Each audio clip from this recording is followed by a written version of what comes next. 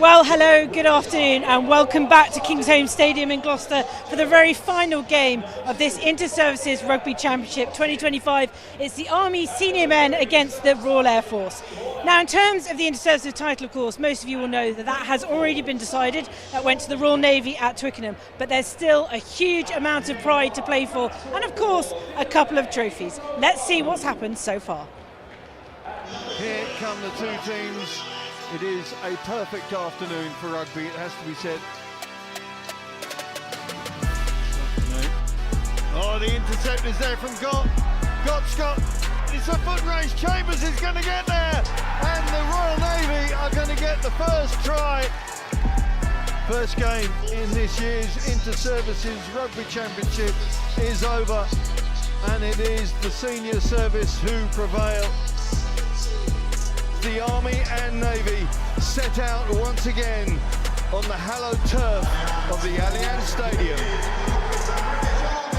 Oh, Bakuli Takali! Oh, here we go, Solarani Robert breaks through. Oh, Matavasi takes the present, and Matavasi taking the Inter-Services Championship for the senior service. Victors once again, the senior service.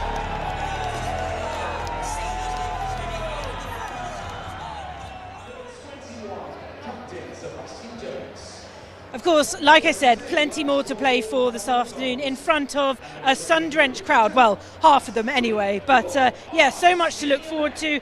And We want to know how the camps were feeling ahead of this match, this crucial match, despite the title already being won. So Si Hunter spoke to both camps yesterday at the captain's run. We've worked really on the last couple of weeks in reflecting and just trying to improve some of the areas where the Navy didn't let us play. So yeah, it's time to go again, and hopefully we can right a few wrongs in that regard in terms of our performance on Saturday. What were some of the things that pleased you from that performance, despite being obviously on the wrong end of the scoreline?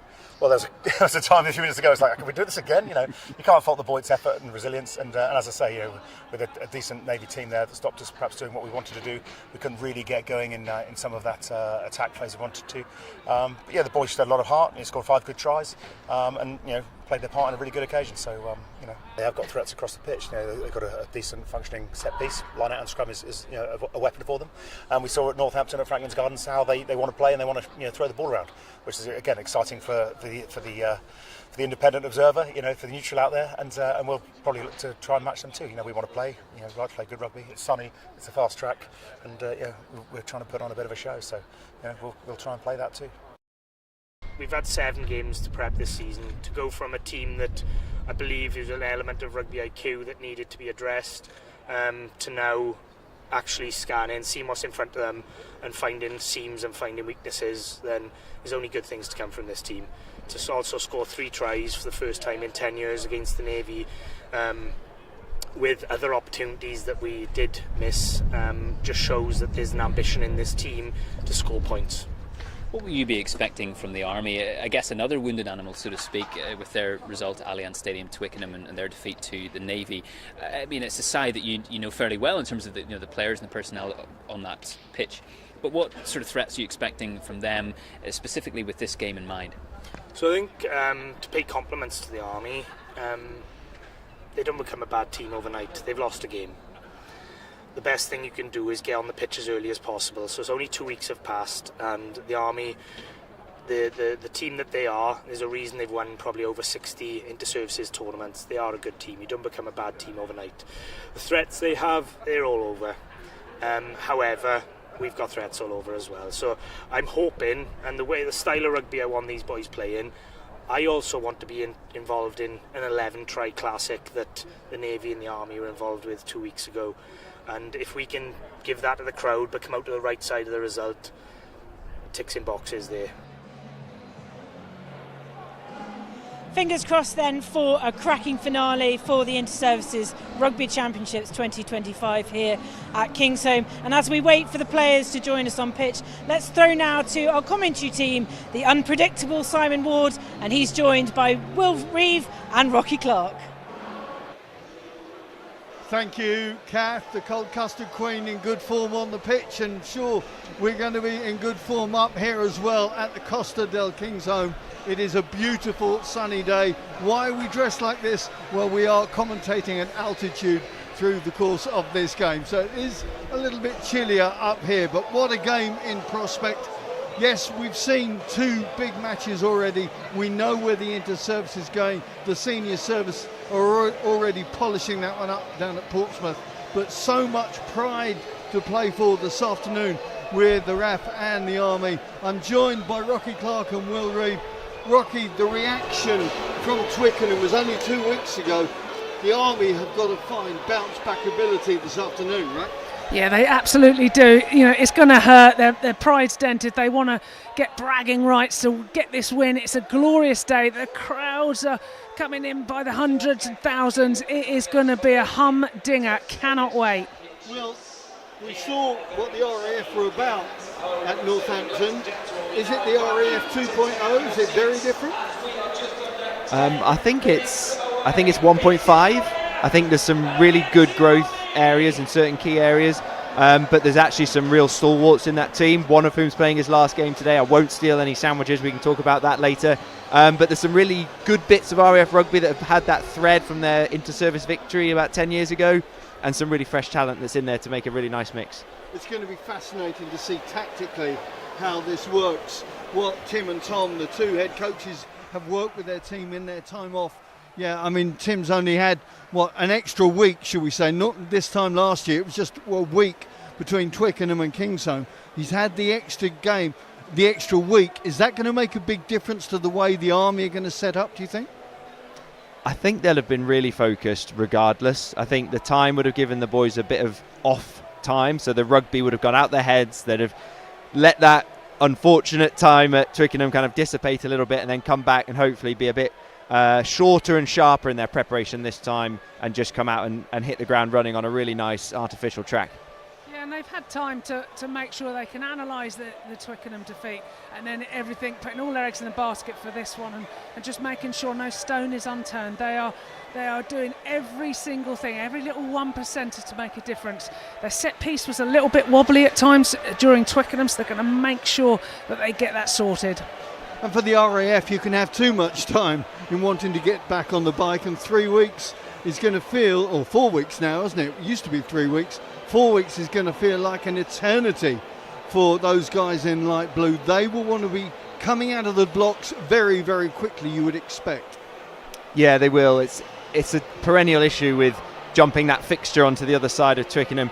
It's something the Royal Navy had to deal with for a very long time. They would play that first fixture in Portsmouth or wherever it would have been, and then they would have to wait for the Army RAF to then go to Twickenham.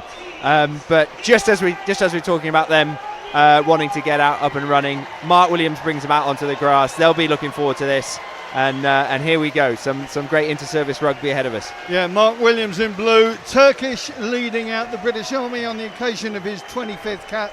Pete Austin, of course, was celebrating that particular achievement a fortnight ago. But what a big moment for the loose head.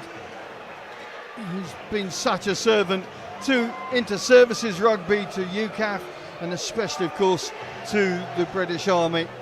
So a big occasion for Nathaniel Titchard-Jones, a big occasion for all the players, of course. They just want to get things moving, get cracking on what they've been planning, what they've been preparing over the last few days and weeks. Of course, to start with, we have the presentation party leading their way out there. Mark Williams meets up with the cognoscenti as they're introduced to the team.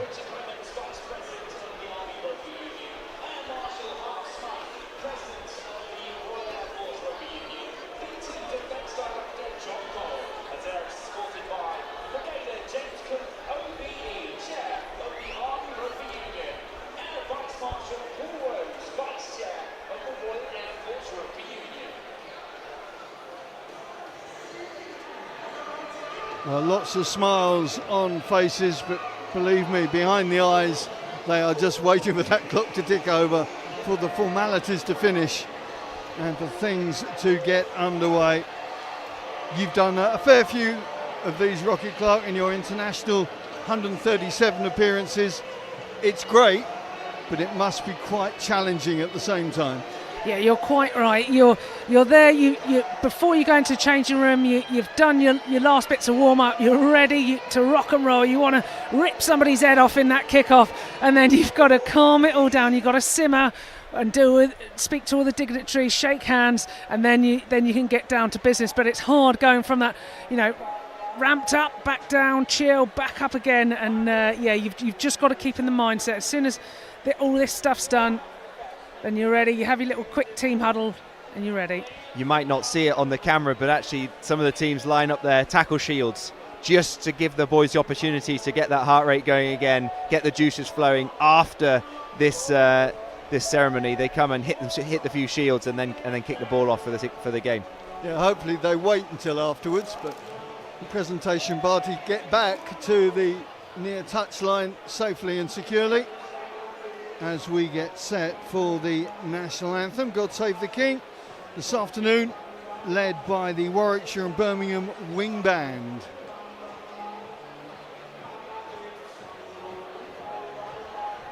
Love that, one of the referees taking a selfie. Ladies and gentlemen, if you are able, please get standing for the national anthem to be played by Warwickshire and Birmingham Wing Bands.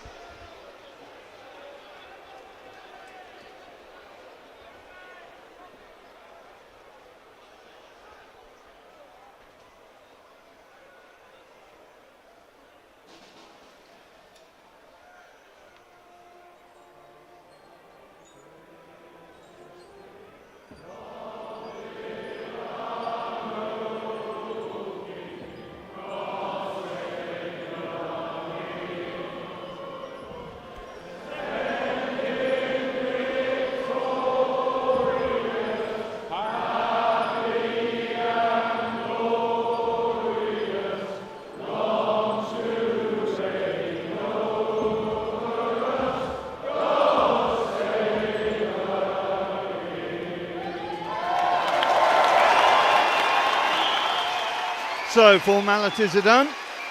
Time to get some rugger action underway here at Kingsholm. Let's take a look at the two teams, starting with the Army this afternoon. For the Army, there's 3 personnel and 3 positional switches in the red team today, all of them in the back line. So Jake Cole comes in to start things at 9. Kelly and Radianarova form a sizable centre partnership, meaning a new back 3 of Rokadanguni, O'Reilly and Cam McDonald. All of those, of course, familiar faces. The pack maintains their status quo. We take a look at the blue side, the RAF setting up. Well, of course, they've had to wait a month to right the wrongs at Franklin's Gardens. There's 3 changes in the backs there and 1 in the pack. Up front, Zach Taylor comes in at 6 in the absence of Josh McNally. Whilst at the back, Prescott is moved into the full-back berth, allowing Tapua in on the right flank with Jack O'Regan, forming a new midfield combo with Kieran Jenkins. So those are the 2 teams. Referee Mike Hudson from the RFU, the man in the middle with Lieutenant Colonel Tom Evans-Jones and Lieutenant Colonel Cy Long on the flanks. Here we go for the final game in this year's Inter-Services Rugby competition. Good take by Sean Beaver. And Jake Cole in as that feed, in as the conductor, if you will, of the team in red. Such an experienced operator, of course. Now a reservist with the 1st Battalion Royal Welsh, but formerly at Ospreys, at Neath, had plenty of time at Swansea as well. Made his debut off the bench a fortnight ago at Twickenham.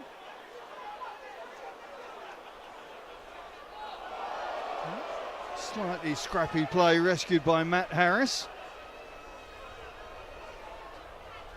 Dave Manning says it's going to be his last game. This, his 26th cap. It's been, well, part of the furniture is probably an unfair comparison, but always around, and of course player coach within the setup, so I'm guessing he won't be disappearing from the inter-services fully, as his captain Mark Williams looks to send the RAF up into enemy territory.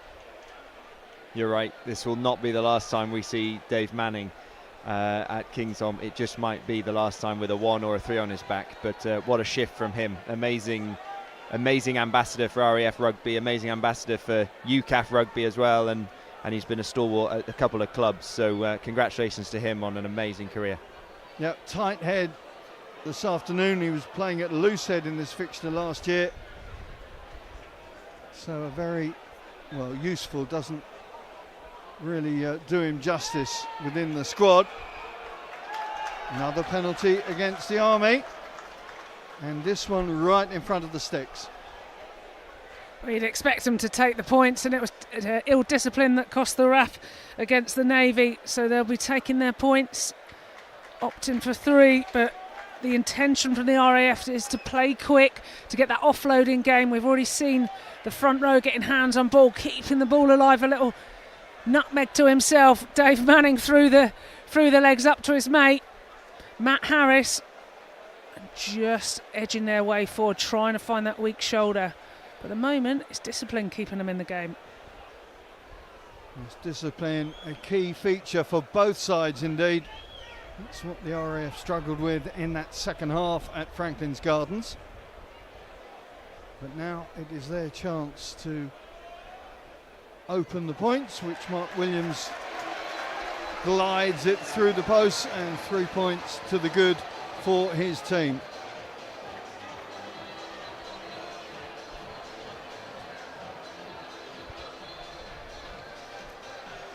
Playing on a 4G pitch, of course, this afternoon.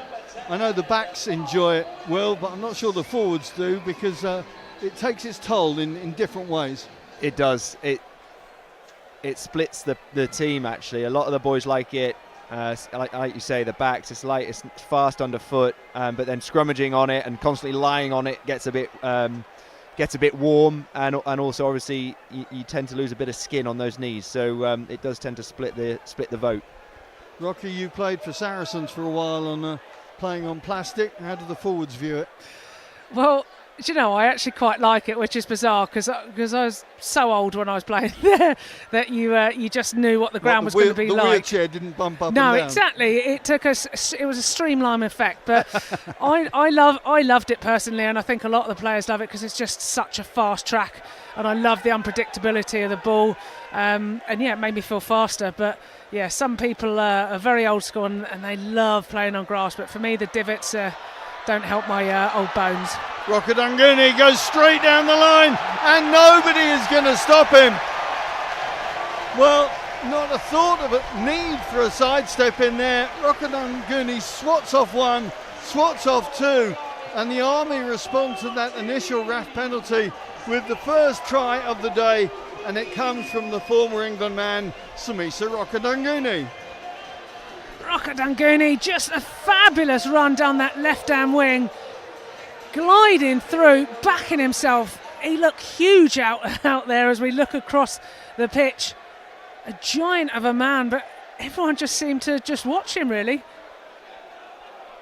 Your kick chase has got to be better than that, hasn't it? If you don't put a kick up for your chasing winger to be able to compete, the least you can do is connect in your kick chase and not give him that option to go down the short side.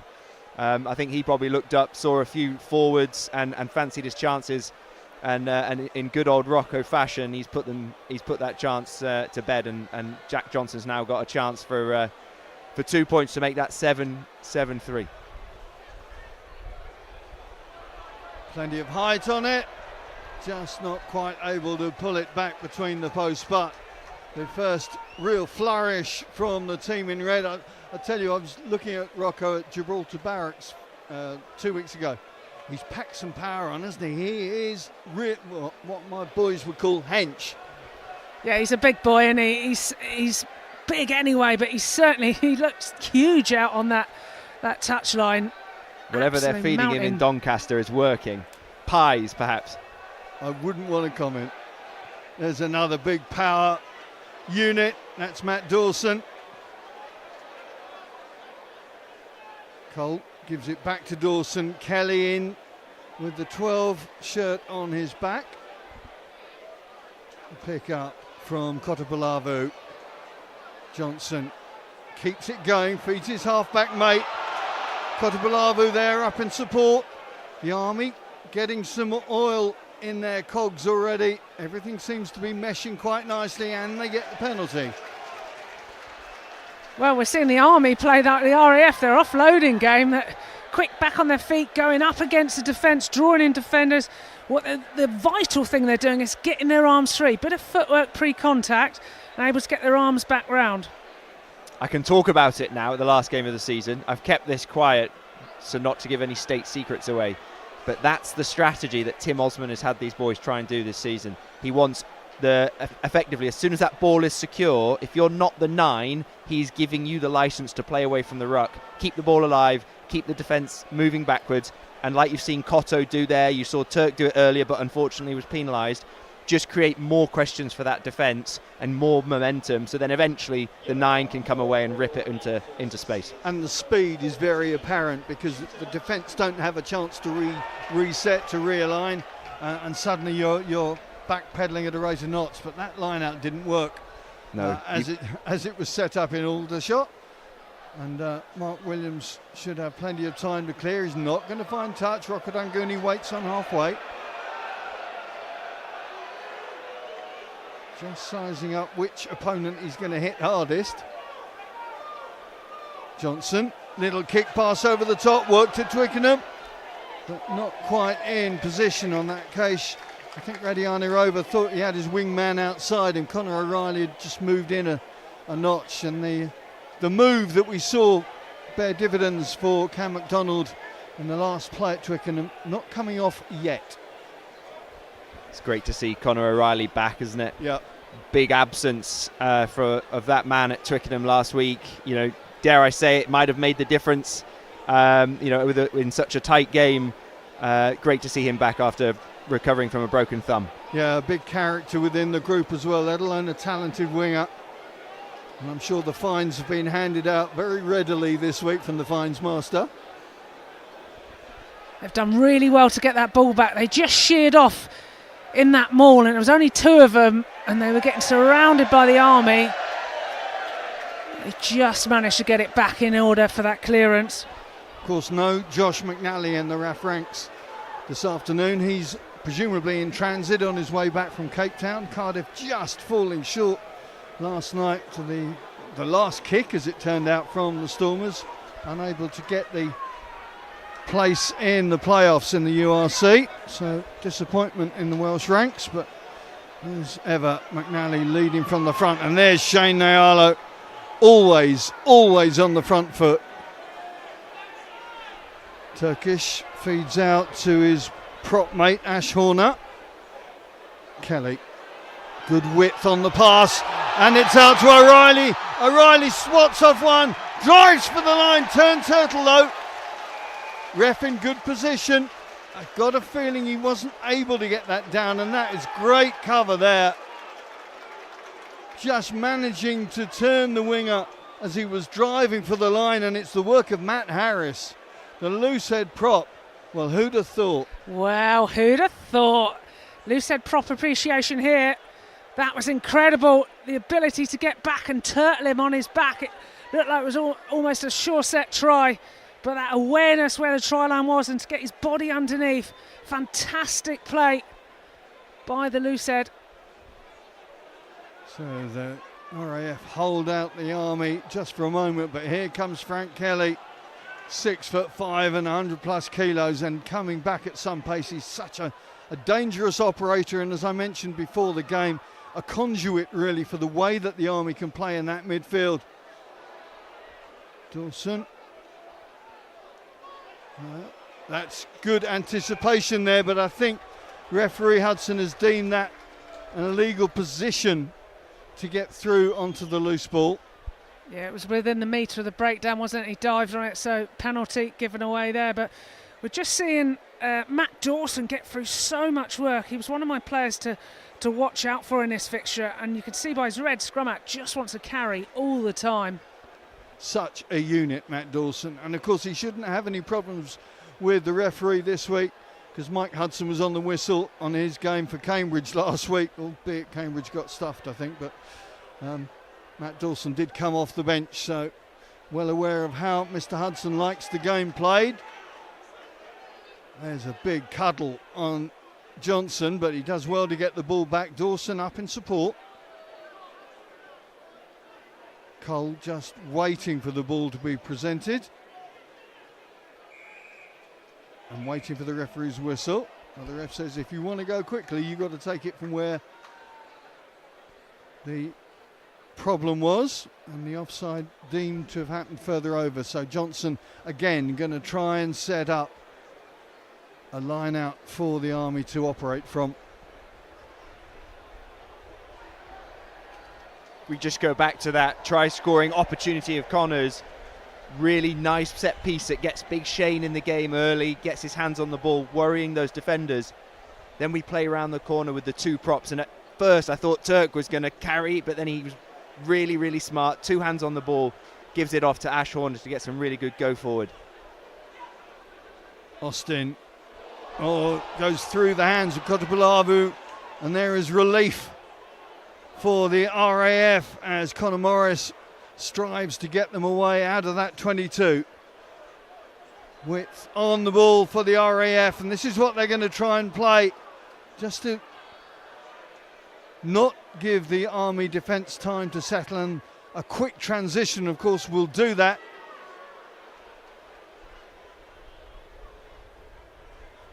The skipper evades one and evades 2, and suddenly it's Williams away. No support there quickly enough, but good work from the vice captain Alex Stanley.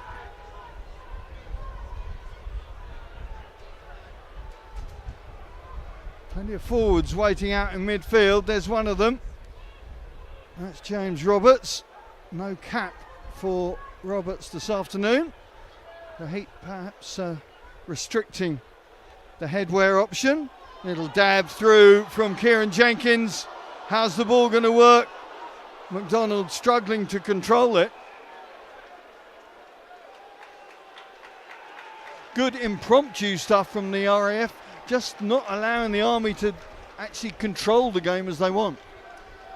Well, sometimes exiting is really predictable, and if you just make a couple of very quick changes to that picture, and like Mark Williams has done there with 2 quick passes out wide, you're able to exploit the space, maybe where the backfield has been filled by an extra winger or an extra loose forward, and then you just start asking those questions, and he was able to make a little break there.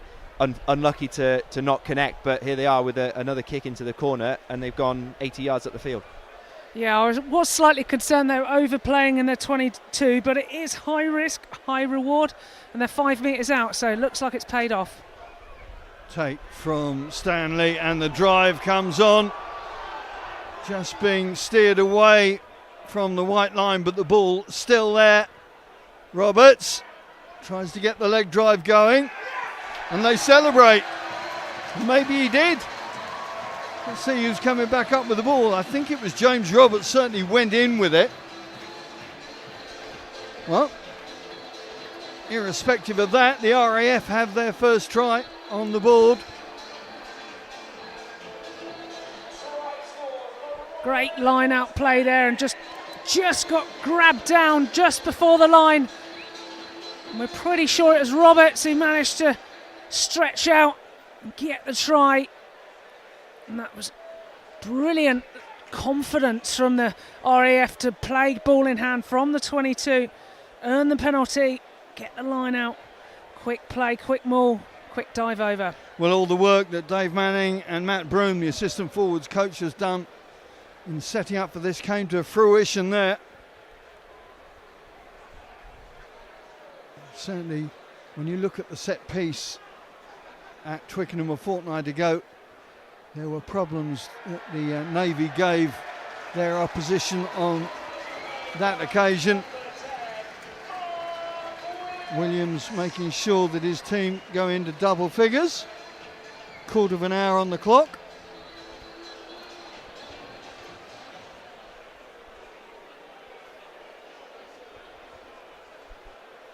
So, Army looking to respond once again. That is a perfect start from Johnson, but it's taken, I think that's Hayton who's got that. And suddenly the RAF are going again.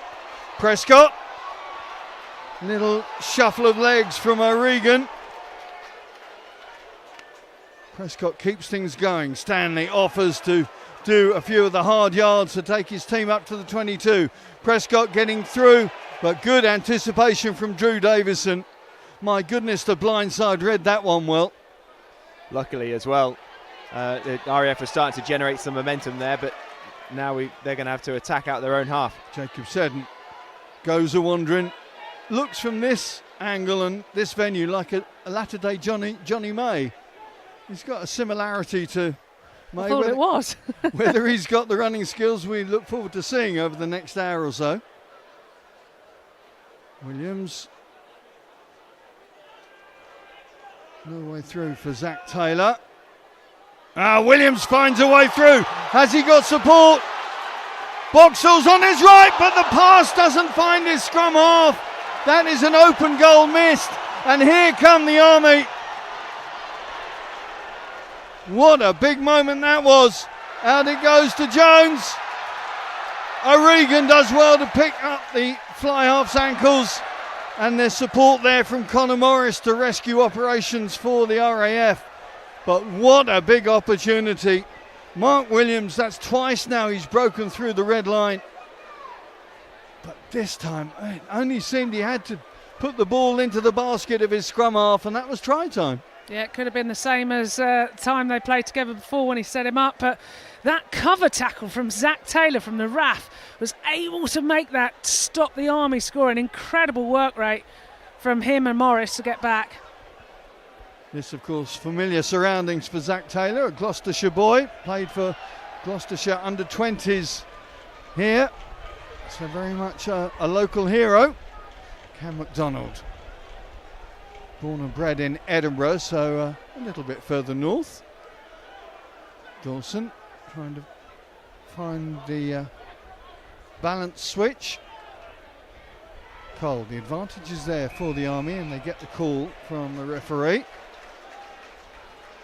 That is twice now. Well, that Mark Williams has found the key to unlock the Army door, and with apparent ease. Yeah, that second one was, I think Big Shane got a little bit confused as to who he was defending, and that's the benefit in the RAF, right, of having two waves of attack. Shane thinks he's got the short runner, ball goes out the back to Mark Williams, that then opens up that disconnect. So a little bit worrying there. So hopefully the boys can just relax a bit, get connected round that ruck, get the first four defenders in, and just get off the line, stay connected, and hopefully stop Mark Williams making a hat-trick of line breaks. Bit of concern for Gerhard Wessels, the defence coach for the Army boys. He will no doubt want to fix that hole again. The line-out doesn't work for the Army, and Matt Harris picks up the scraps.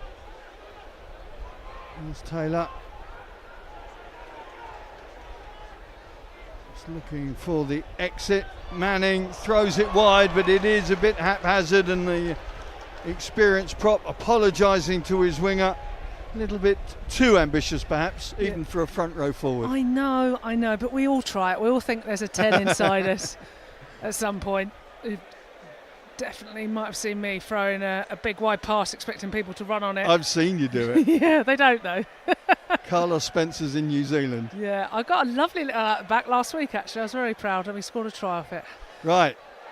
Again, the Army line-out doesn't work.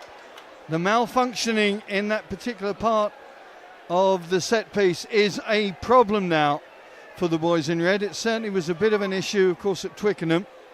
In two parts of the set piece, the Navy were able to exert a fair amount of pressure on opposition ball, as it were. Johnson in good position. McDonald out to Rokadanguni. He revs the engine and goes past Tapua. Back inside comes Radianirova. Gets through one, through two, and almost gets the release pass away as well. Really surprising to see the RAF keep the ball on the field. The Army's line-out is not working. They've proven that. Kick the ball off the field, force them to launch off a set-piece platform that's not working, as opposed to kicking deep, kicking on the field, and giving Rocco the opposite edge to attack. Interesting technique from the RAF exit. Good point here, and big pressure as a consequence on Pete Austin with this line-out, albeit it's in the opposition 22.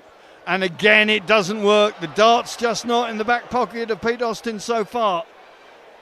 Turnover ball almost. Morris does well, in fact, to make sure it came back his side. Almost turned turtle. Stanley tries to get his team up to the 22. Williams out to Prescott. Prescott with a couple of rolls to get him over the whitewash. Boxall tries to keep things moving. Manning resets. RAF loading up onto this short side, but it's Stanley who takes up the middle. There is a 5 against 3 on this near side. Williams again with that mazy running style. Prescott, the former leaguer, of course, can dance his way out of a crowded telephone box given the opportunity. Roberts, second try against the Royal Navy at Franklin's Gardens. A little chip through there from Jenkins, picked up. Good anticipation from Dan Gilbert, but the support, or was he holding on too quickly? Johnson not going from the correct spot. Looked like the RAF had managed to work a break again. Yeah, it did, and it was the quick work, wasn't it, of Gilbert being really brave, diving on the ball, and it was Johnson who just looked a little bit tentative and thought, is my life worth jumping underneath Gilbert? And he thought, no, let Gilbert get it, and they managed to get the penalty. But the RAF are certainly overplaying a little bit in their third, but the worry is if they get a turnover, obviously the Army are only 20-30 metres away from their try line. Well, it is the veritable rolling the dice modus operandi that Tom Gardner wants his team to employ. It's finding the right place and the right time. And of course, at Franklin's Gardens, the skill set kind of just let them down a bit in the first half, certainly. And in the second half, it was very much a discipline thing. And Gardner admitted to me they were gutted and frustrated from Franklin's Gardens. Ash Horner setting the ball back for Cole. There was a hand came through, but Zach Taylor didn't wait to hear the whistle. Taylor's away. Johnson comes back and takes his prey down, but the RAF suddenly on the front foot. Manning. Boxall. And it's a turnover ball that Kelly comes up with. Nyolo throws it wide. Rokadunguni thinks it's a long way to try time, but maybe it's not so far when you've got this man, Radianirova, pass inside to Cole. Where's the support? Nyolo. Nyolo in place at the right position. McDonald comes up. The RAF numbers eventually getting back into position, but Sean Beaver is going to look at that short side again. The Army flooding those narrow ranks on the left-hand side. McDonald passes it on, and the Army now setting up post inside the 22. Titchard Jones had a taste of try time at Twickenham. O'Reilly goes early, and the phase of play, which was chaotic, havoc in both camps, comes to a brief temporary end.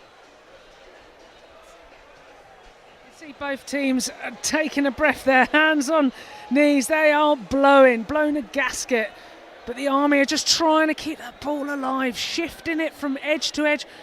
Support runners in and out. Nyolo hands on ball, and they're just keeping it so alive. It's like Harlem Globetrotters here. Really, really good play, but it is knackering to carry in, but equally probably more knackering to get up and make your tackles, get off the line. You can't get any line speed because you're on the back foot, but just a forced pass gets that turnover. Right, I'm not sure whether Kath Brazier has infiltrated the RAF camp or not. Kath, have you managed to squirm your way in somewhere? Good. Okay, we've got. Okay, so it's a game of Where's Tom, and here you are. Bit of a nervy first quarter, I suppose, from both sides, but score-wise, it's gone your way. You're happy with that?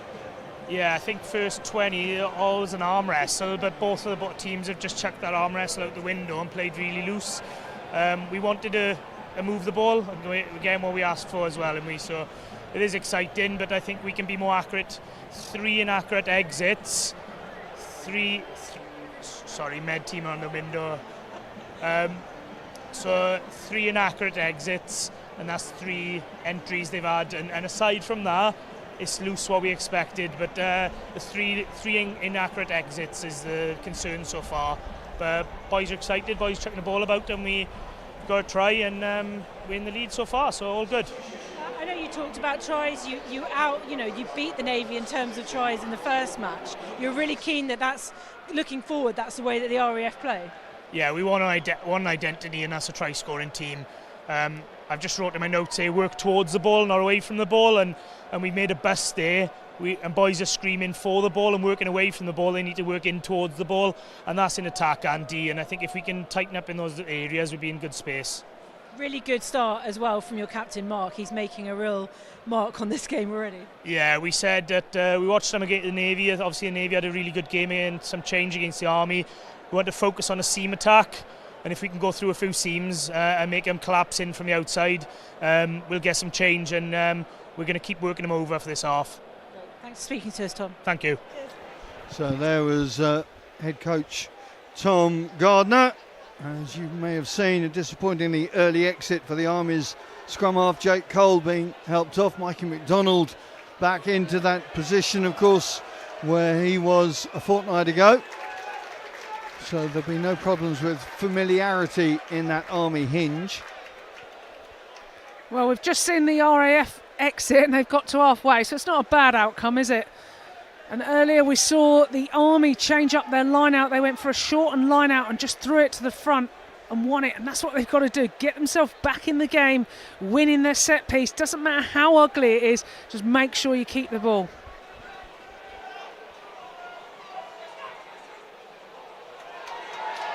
Again, it doesn't go into plan. Now, is the call therefore got to be throw to 2, take safe, take secure, set up? Because I can't remember, that must be 5 now line-outs, I think, that haven't gone to plan. Yeah. Is that what you do? Is that coach's call? That, personally, I would. There's 1 in 6 line-outs that have gone. The one they won was right at the front. And you've got to back yourself that you can take that under pressure. That one was not straight and they'd contested at the back, therefore obviously it's a scrum to the RAF. So just win the ball ugly, even if it's at the front to a front prop turning around. They've got to make sure they take this. The further back they go, the longer time the opposition have to read the ball. But also there's been a lot of overthrows as well. So a different type of set piece now. Mike Hudson just looking to settle these front rows down. They know each other so well, Will, don't they? I mean, there's no need for introductions. They've played with and against each other for must be years. That's it. And all you've got to do is look on that far side of the scrum with 51 caps between them. Turk on his 25th and Dave Manning on his 26th. They'll know exactly what's going on. And the 2 hookers are obviously starting to be really familiar with one another as well. I know it's not possible, but you'd love to have a mic at the top, wouldn't you? Just to hear the chat, to hear the banter. I think it's more between the scrum halves where you'll get it. Yeah, probably. And it is the scrum half for the RAF who gets things moving again. Vauxhall getting Jacob Seddon into enemy territory once again. Out to Williams. Quick transference on, puts Prescott in. Oh, the communication just breaking down between winger and fullback there. It looked like Tapua was cutting back on the perfect line to open up the red defence again, but not happening. So an Army line out, but again, it's an Army line out. Go back to what I was saying about having those 2 waves. Mark Williams has got loads of time on the ball because that first short attacker is really troubling that Army defence. It's the 2 waves. And then he's able to just bring that next defender in and pick that pass. Yeah, well, they do throw to the front. They do secure ball, but of all people, it's Shane Nyala who can't keep hold of it. Williams going back into some heavy traffic, but as ever with him, able to dodge and slalom his way through. Been an impressive first half an hour from the RAF captain, Zach Taylor. Sets it back. Jenkins out to Prescott. Oh, the pass was dying to the feet of Jacob Seddon and nigh on no chance of picking that one up. That's twice. Prescott has put a pass out. Kind of a no-look one on the far side and then a low one this time. Just got to take his time, make sure gets his hands pointing at the target. When you move from wing to fullback, it's not the same. You've got a really different job. You've got to be able to catch, pass, execute that skill as opposed to just receiving the ball and then attacking. And Prescott might be a little bit out of shape here, a little bit unfamiliar, but he's got to give himself an extra yard to be able to use his feet and his footwork and his speed to trouble the defence, but then give it one channel wider. Well, Prescott, of course, was on the wing in Northampton. He was indeed, I think he was wearing 11 in this game last year, but twice been at fullback this season, so he's not unfamiliar with the adjustment that he has to make, as Will has just pointed out. But they've got to get the execution right to maybe make the most of opportunity. Nyalo bundles his way away from the 22. O'Reilly in as first receiver. Keeps the ball moving. Beaver, Zimbabwean, sets it back. McDonald, German international, moves it on. Seddon has time to let that ball roll.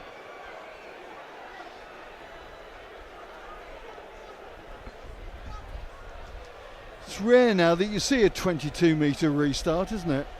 Everything seems to go from under the post, or it's a 5-metre scrum. Gives the players just time to catch their breaths a bit. The weather is beautiful for spectators. I'm not sure what it is for players right now, because there's very little shadow to escape. Maybe just the one blindside winger enjoying this channel down here. Yeah, certainly as a front row, you are blowing, and it's so hot, and it's such a fast game as well, just keeping it alive. Inside the final 10 minutes of this first half, it's now going to be who has got enough oxygen in there. Mikey McDonald, little inside call from Kelly, good strength from the inside centre. Beaver sets it back well, good presentation, but the ball escapes and Tapua picks up the pieces. Now, will the RAF try and go from deep once again? Well, Prescott has got a sat-nav that only says do not release the ball, and he's got such a mazy running style that it's so difficult to put the man down.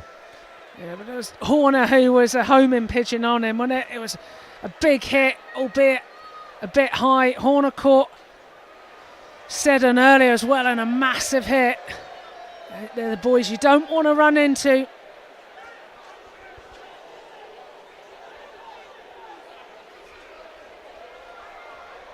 James Roberts just taking his time.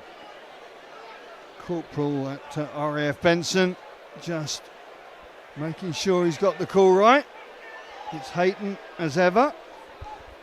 6'8", 6'10" of him, but then the hooker forgets to take the ball with him, and it's turnover time for the Army. Johnson getting width. Kelly straightening things up, looking for the gap and finding it. Where's the support? Naiolo's with him. He doesn't need it. Oh yes, he does. You can't keep Naiolo off the try-scoring rota. 2 at Twickenham and now 1 at Kingsholm. And Frank Kelly becomes Father Christmas and setting up that try for Naiolo. Great work from the inside centre there.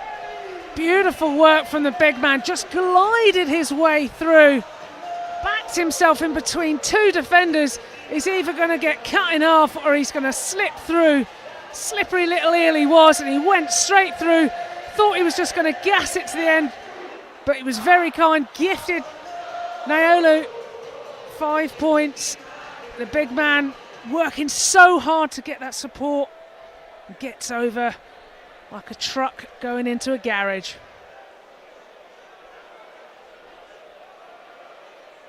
Now Johnson needs to make sure of these 2 points just to emphasise the score, and he does just that. Important 7 points, particularly with 7 minutes to go in this first half. Well, really important, and I think it came from that intent when they get that ball and they just move it through 9, through 10, get it into the midfield. At first I thought Frank was going to move it as well and get it to Rocco and Radiranirova, but he straightens up and, like Rocky says, backed himself to go down the middle, and with that size and that speed, you can't blame him. Yeah, it was almost like he was going downhill at one point. Nobody seemed to be able to catch him. Naiolo takes safely on the 22. Now, have the RAF got time to manoeuvre into position for a comeback before half-time? There's Kelly once again. Good work from Taylor. Oh, but it's Harris who stands in the way. Stanley. Now here may be that opportunity for the RAF boys to hit back. Manning. Oh, just holding on to the ball for too long for the referee's liking, and the moment is gone. Yeah, you just saw him. He's guilty of picking and going on his own. Just got a little isolated as he carried then. Initially a great take from Matt Harris for that little intercept off the little chip over. And Manning wanted to get in on the action. Just A little bit too late for his support to get there. A let off for the Army. Well, there was that maybe unexpected opportunity for the RAF to strike. Didn't happen though. Now it's very much as the match is in the balance. It would be big points to score now before they hit the hutches. Austin with the line out. Beaver rises high and secures. Austin comes in to secure the ball.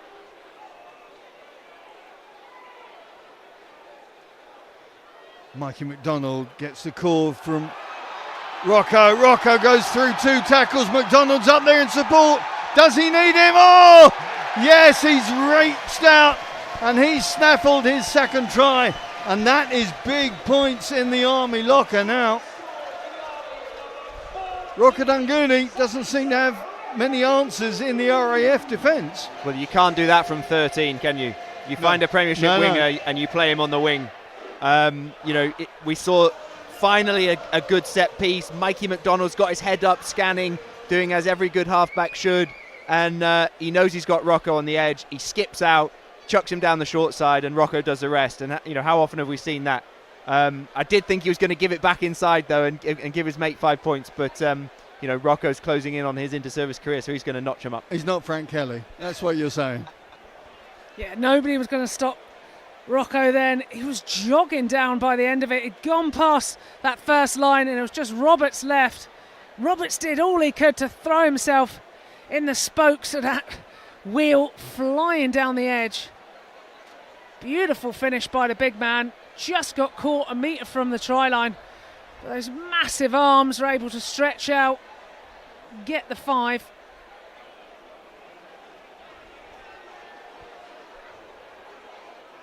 Johnson trying to bring it round but unable to, but very important points on the Army side of that scoreboard now.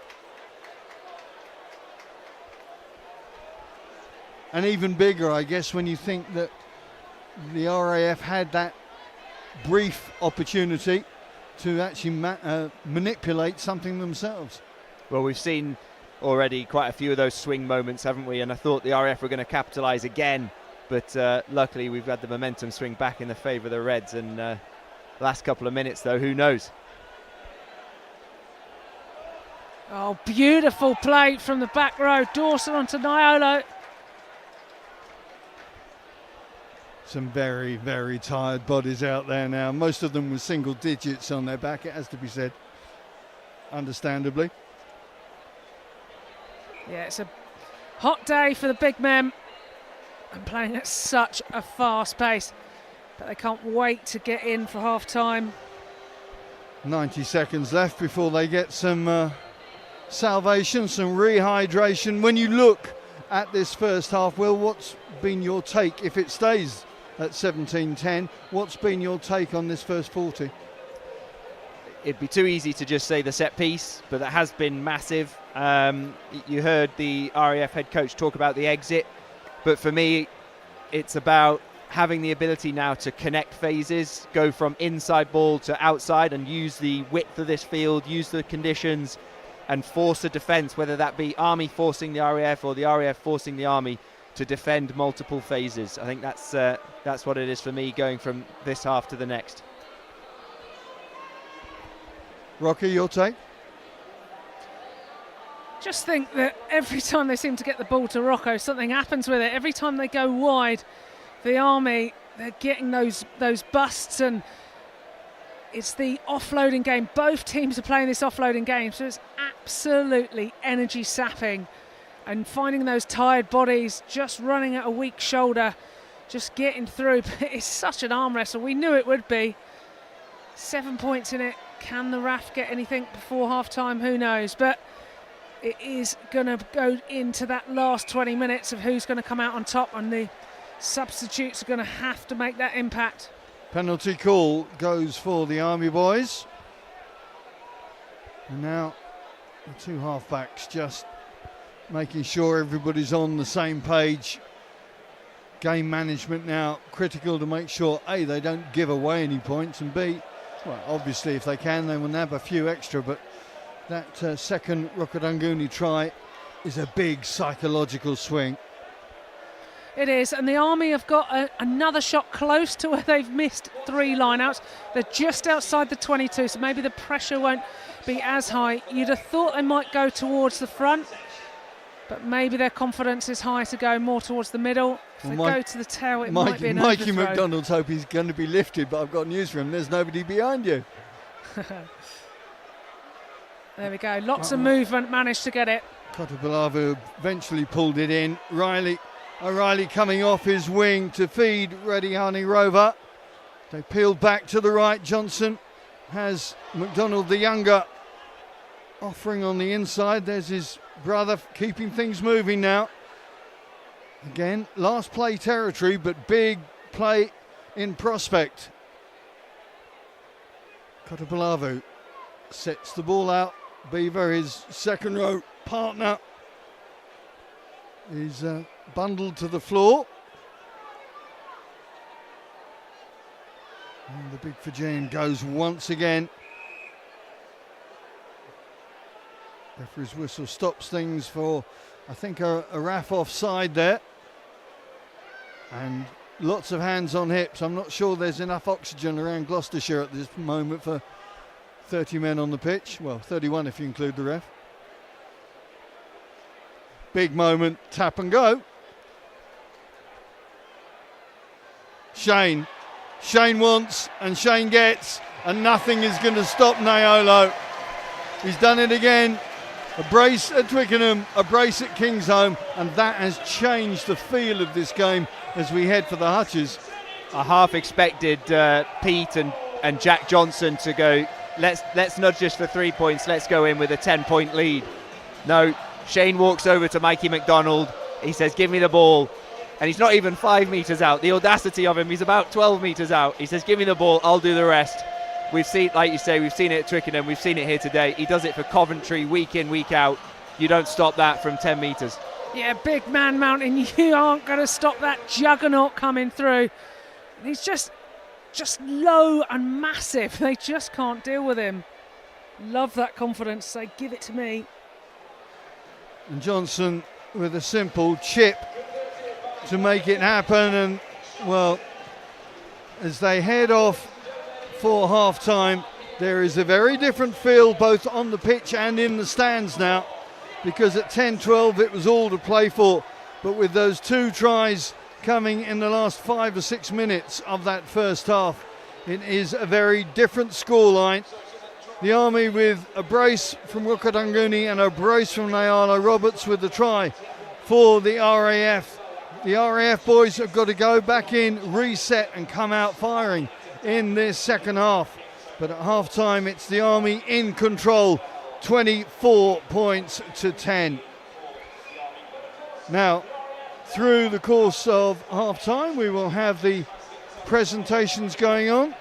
The Vultures and the Masters, of course, played last night, a 25-all draw. That one finished in. But earlier on today, we had the Army women victorious in their game, 47-12. The final score in that one. So the presentations will now take place on the pitch as the girls come out to receive their medals.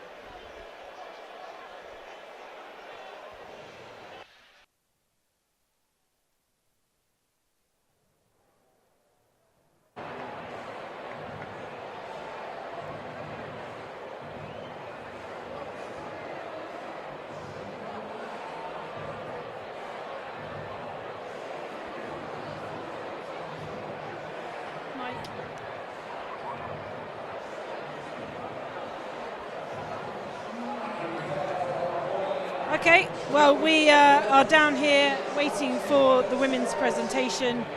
Of course, victorious times for the Army again, and the Army are, of course, only one year that they haven't won this, and that was in 2019, and it was the RAF that stood in their way then. But other than that, it has been sheer and utter Army dominance in the inter-services. So they will take the title again. We're just waiting for them in their lovely blue and white stripes here to accept that, and I'm sure the RAF in good faith will obviously be here too, so we'll bring you that in a couple of minutes. But yeah, I'm just going to let the pictures pretty much speak for themselves, and we'll pick up a few interviewees as well afterwards.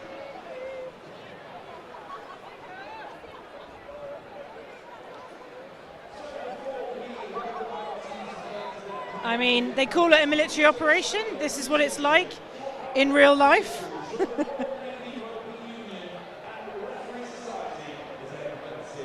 The Army team then ready to receive the Inter-Services title. There are actually 2 other cups which are being presented today in the women's game. We have, of course, the Inter-Services trophy, which will go to the Army, but there is always trophies for the 2 matches taking place. And for the women, there are 2 other cups. One is called the Butler Bowl, and that is the original Army versus RAF women's inter-service trophy. There's also the Lieutenant Colonel Laura Nicholson trophy, which was created by the RAF in 2019, ironically the year that they won, but that was their centenary year, so the RAF created another cup for the Army RAF match, and that is called the Lieutenant Colonel Laura Nicholson trophy. So they're also announcing, of course, player of the match, which was Manakolo Komatai, and she comes forward to accept that.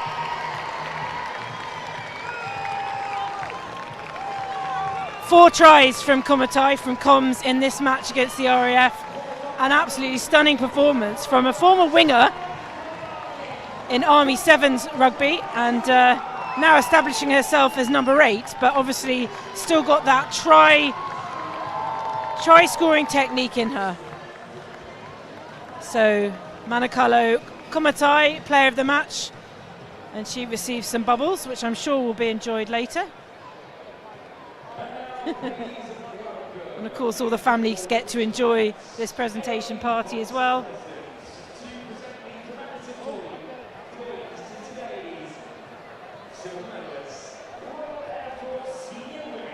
So the Royal Air Force will come up to receive their runners-up medals. The RAF, of course, victorious over the Royal Navy in the first week in Northampton 6 weeks ago now, but couldn't quite get themselves together up against a dominant Army side today. It was 47-12.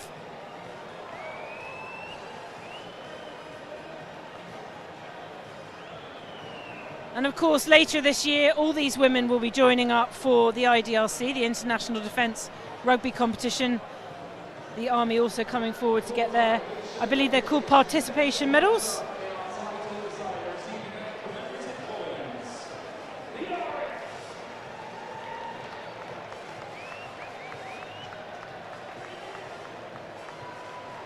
And just a repetition, of course, the Army have only lost the Inter-Services 1 year, and that was in 2019 against the Royal Air Force. On all other occasions, the Army women are on the title in the history of the tournament.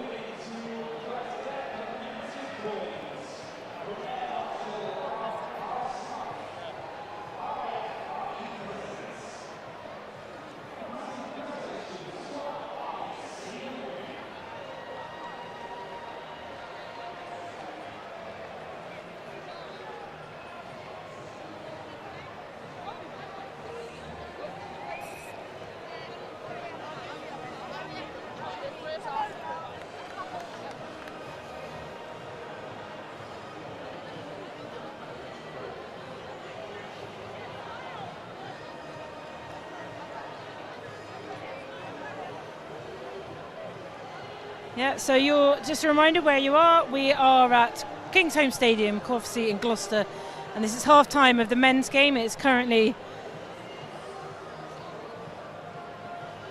4 tries to the Army men in the first half, but we are seeing the presentation of the women's winners. We've got Jade Mullen from the Army, ready to receive the Inter-Services Trophy.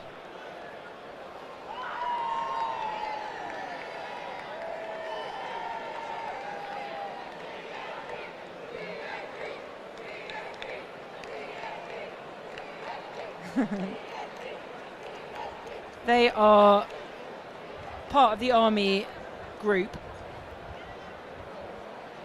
but now we're bringing in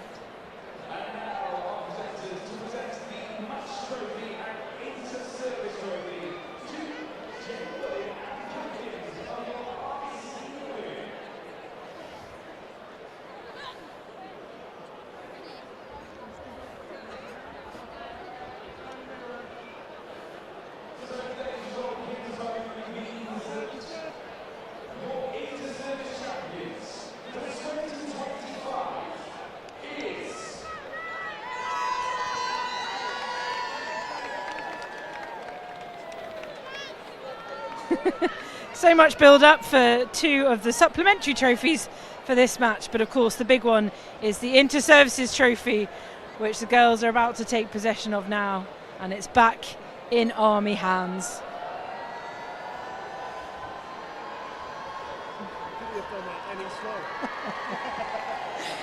We like a bit of drama here at Inter-Services Rugby, and I think once Jade takes that back to her team, there'll be an even bigger roar as she goes back to her team, and the inevitable.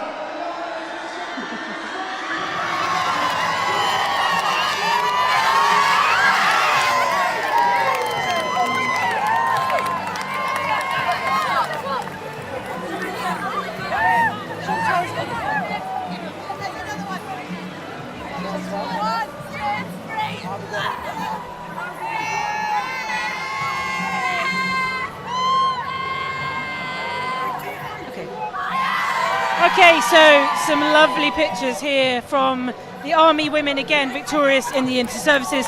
We're going to come back and hopefully catch a couple of the players on interview, but let's take a little break here, but do join us again in a minute or so, and we'll see whether we can get any reaction from that win. If there's a single word you could use to describe what makes the tournament so special, Inter-Services Rugby, what do you think you would say? It's got to be rivalry, I think. It's, you know, off the pitch we're all friends. I sit up there and we're all chatting away, but as soon as that day comes, it's on, and I think that's what creates such an atmosphere. One word, I'd say it's probably a little bit underrated. Standard of rugby is really good, and I feel like it's just getting better and better year on year. So probably say slightly underrated in that sense, yeah. Oh, it's exhilarating. Yeah. I love it. That's the best way to describe it, I think. That's a good answer. Rivalry I'm going for. Competitive. If you were another player in the side, not just position, but also maybe their personality, that kind of thing, who would you be for the day? Who's got good hair? No, I'd have to say a good mate of mine, Joe Parkin, just because he must have all sorts going on in his head. It'd have to be Jess Bryan. She's like a foot taller than me, can hold the ball in one hand, Fiji rugby style, like just so jealous. Yeah. Mikey McDonald. Yeah. For sure. Yeah, he lives a very exciting life. Probably Reece Williams. He's just a beautiful man.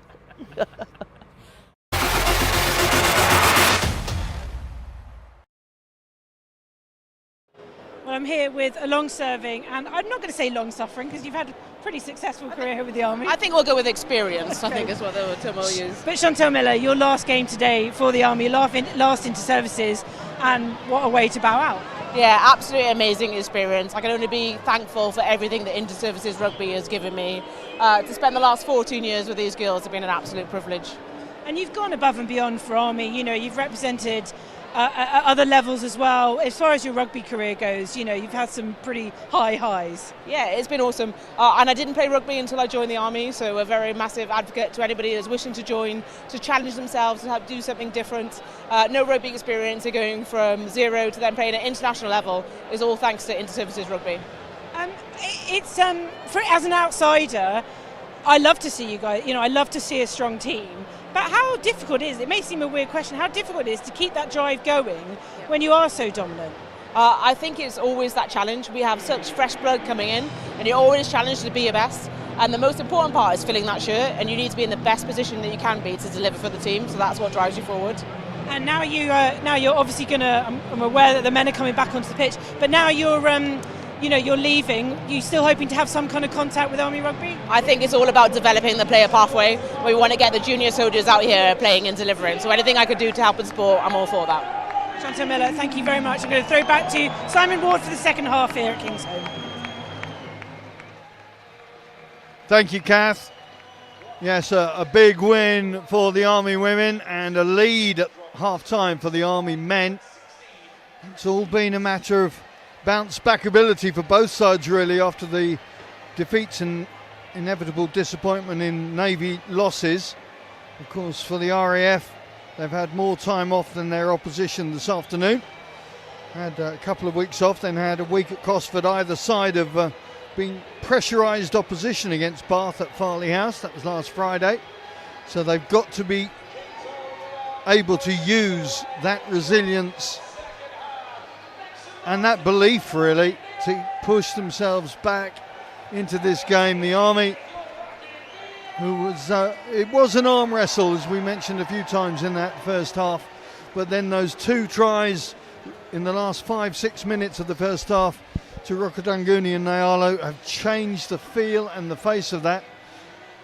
I'm up here in the thinner air of this commentary gantry alongside the hot air of Rocky Clark and Will Reeves. Sorry, that wasn't meant to be an Thank you insult. very much. That's very kind of you. It was a very intriguing first 40, and I'm fascinated to see in particular the first 10 minutes of this second half to see what adjustments either team have made, if any. Yeah, the RAF obviously went down 13-0 against the Navy, and they came back. So we'll wonder how they're going to get on here. They've got to make sure that they're getting ball early, playing the right areas, and just being confrontational, get it to the wider areas as well. Stanley resetting the attacking line from his own 22. The counter ruck is good, and the ball is there for the Army. They've got numbers to the left.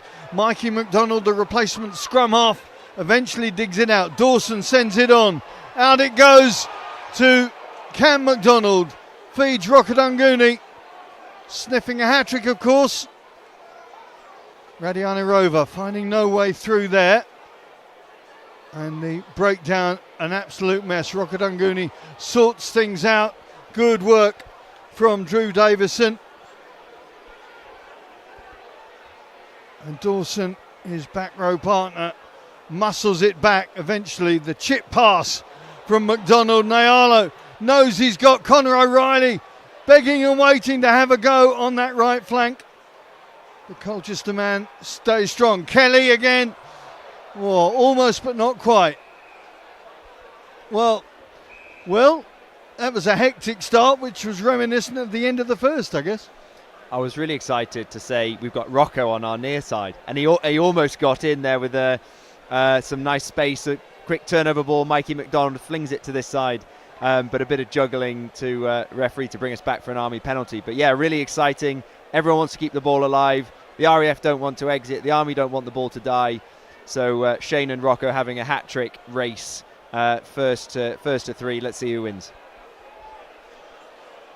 Well, the odds are suddenly going to be on Nyalo because it's going to be a line out. Although, as we mentioned a few times in that first 40, the line out was an issue for the Army.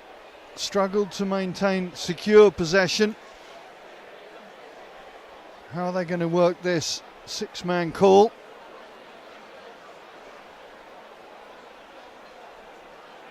Kotopulavu slaps it back. It's in Army clutches. Radiani Rover gets strength through the legs. Rokodunguni comes looking.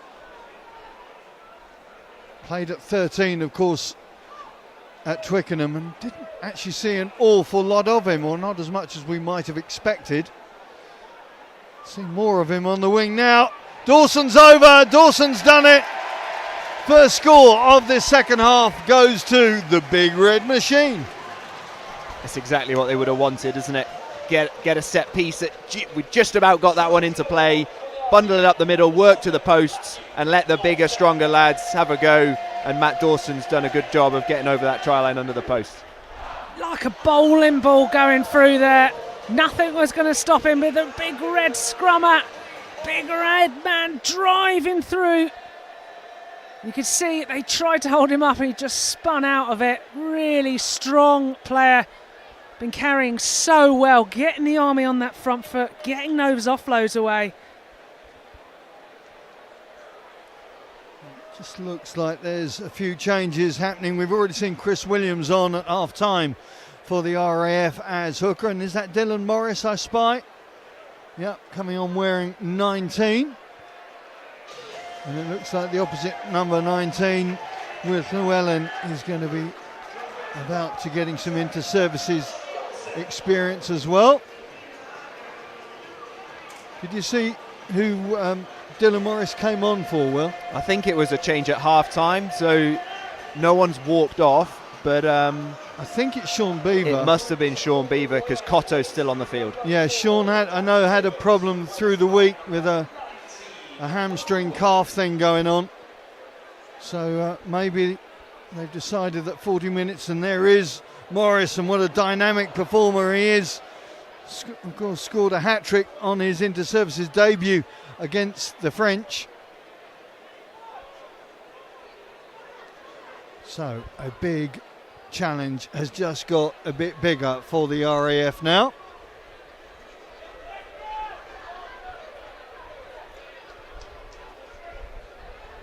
Tapua coming off his wing to do a bit of the dog around the breakdown. Harris, a cyberspace communications specialist. Didn't know they could play up front, did you?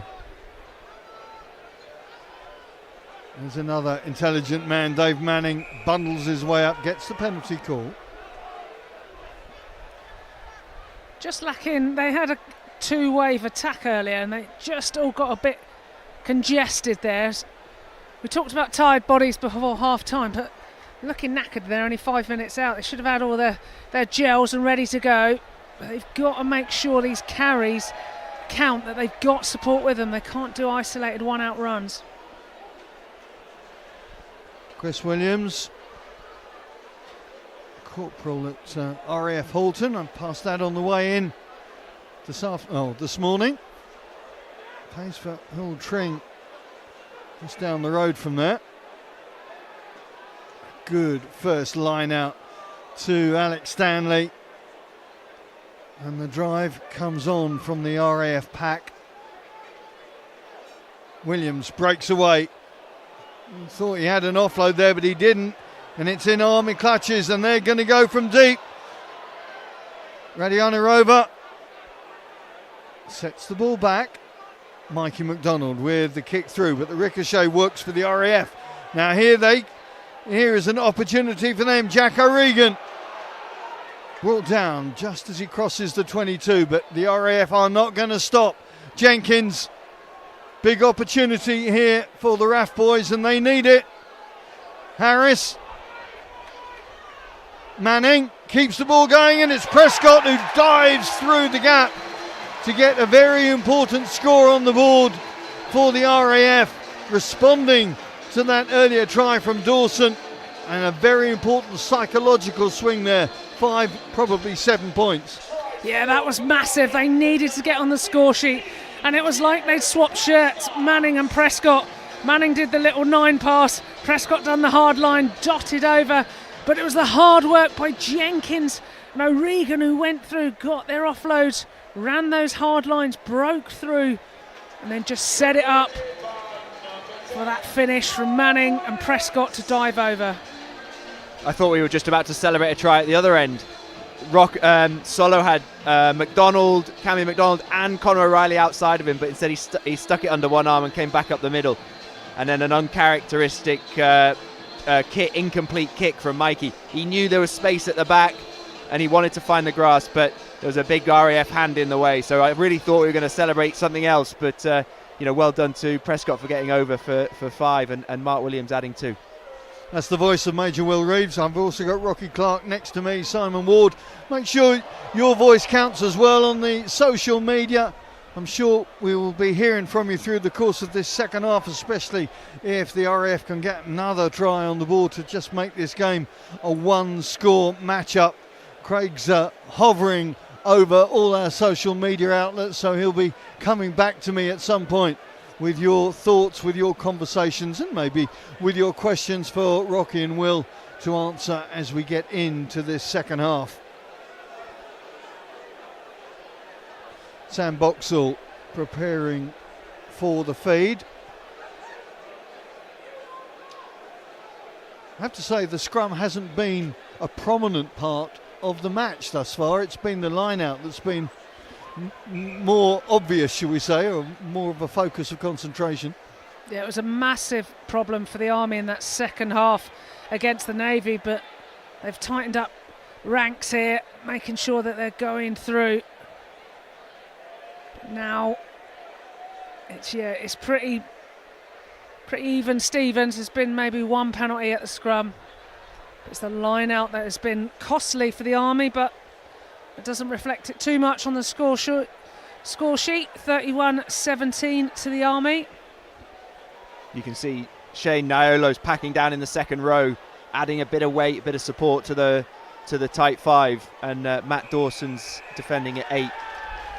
Dylan Morris, as a consequence, filling in on the blindside berth, but they're having to trot back now as the penalty allows Mark Williams to boot his team away from trouble, initially anyway. Well, typical, we just talked about it being even Stevens and the penalty being given away just by the knee going to floor on that front row. Maybe Shane was a little too heavy in that second row, who knows. Right, changes for the RAF. That's Harry Davis coming on to replace Sam Boxall in that scrum half role. There he is, familiar figure of course as RAF scrum half, made his debut last year against the Navy and the Army. Mind you, with a tutor like Sean Perry, you should be fairly good, I would have thought. Former Bristol and England scrum half. Silly penalty by the Army, not rolling away. Prescott's there. Prescott presses the accelerator.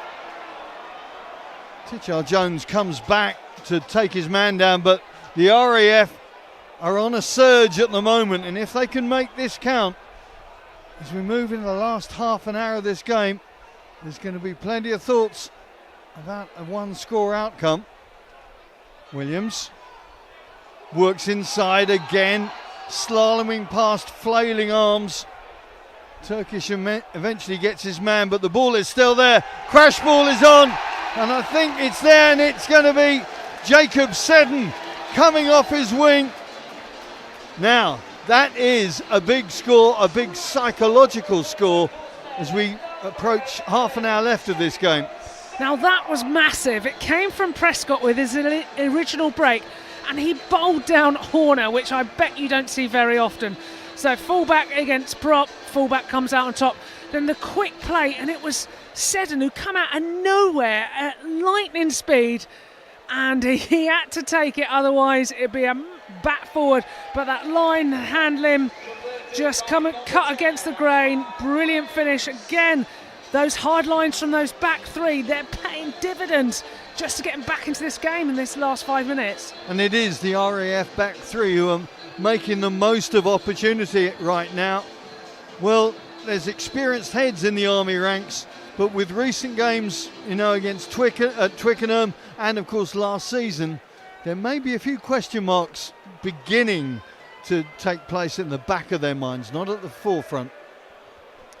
I think they'll just go back to process. There's some really calm heads in Jack Johnson, in Turk, in Matt Dawson. They'll just go back to process. They know what to do: defend hard, attack with shape, and just stop the RAF from scoring. That was a double penalty there: penalty off the scrum and then penalty in the midfield. Stop those mistakes; they'll be fine. Rhys Roberts coming on into the Army front row, wearing 18. Jack Johnson just giving a bit of a high cuddle. Manning again, always eager to come in on that burst. Prescott hovering around the breakdown now, Prescott. Such a dangerous runner. Williams sees a little gap. Kelly trying to get back, making the most of a good 5-6 inches difference, but they will come back for that earlier call from the referee. Yeah, it's a bit unfortunate for JJ. He's thought about trying to hold him up and get around the ball, but really he should just be sticking a shoulder in and chopping him, and we wouldn't have the RAF kicking them another 30 yards down the touchline now. We just spoke about compounding errors and double penalties, and unfortunately we just made another. Yeah, we saw momentum just before half-time with the Army getting those 2 quick tries. Now it's flipped right round to the RAF, who are on top now. And when you're up against it, that's where the penalties come in. You've just got to make sure you're really whiter than white now, making sure you're on side, not giving away silly pens. There's some attention going on to Mark Williams down on the floor, and such a key character and cog with the way that the RAF want to play. We've seen him play centre, we've seen him play on the wing, fullback. I think he started at fullback. Came in as a fullback. He's moved a bit closer to the ball at centre, and he was kind of toing and throwing those positions, certainly for UCAF in 2023. And then I think he's played a bit of first receiver for his club in the Wirral, and the RAF have found a really good spot for him in the same shirt. Yeah, 150 plus appearances for his civvy club.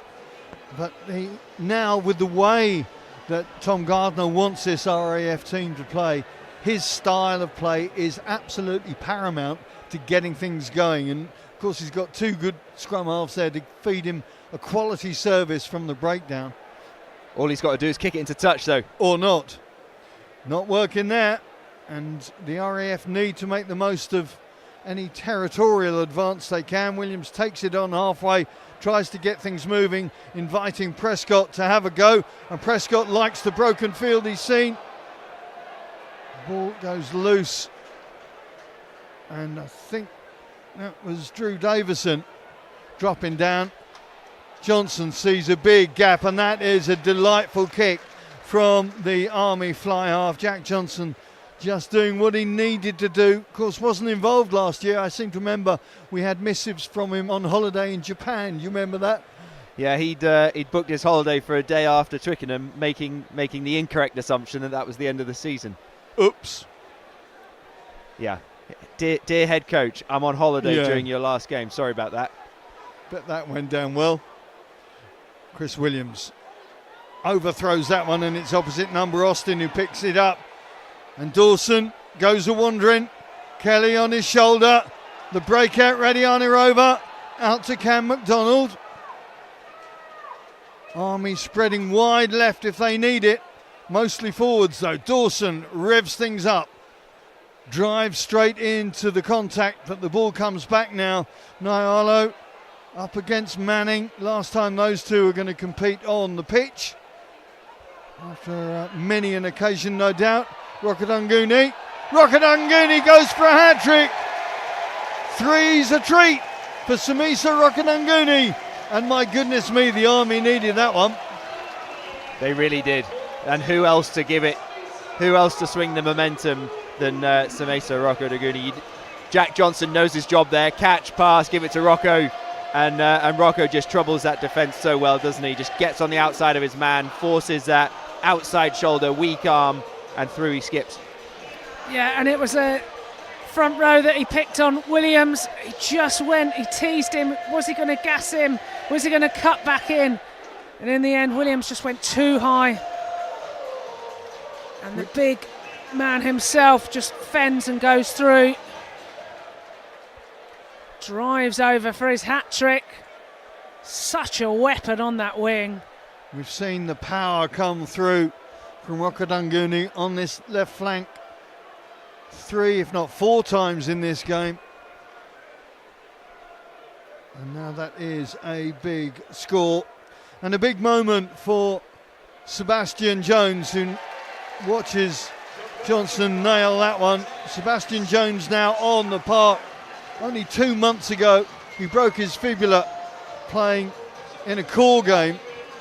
Quite incredible that he's actually got himself fit and back onto the park now for his inter-services I think it's his debut, Will, would it? Yeah, I was chatting to him down in the warm-up, and he basically got medical clearance in the middle of this week, and congratulations to him. That basically the coaching staff were like, "Great work, mate. You're fit to go. You're on the bench on Saturday." So congrats to him. Another product of the system, Army Under-23s product, and here he is. Oh, unlucky, but yeah, well done, Bastian. I think Rhys Roberts has come on as well in the front row.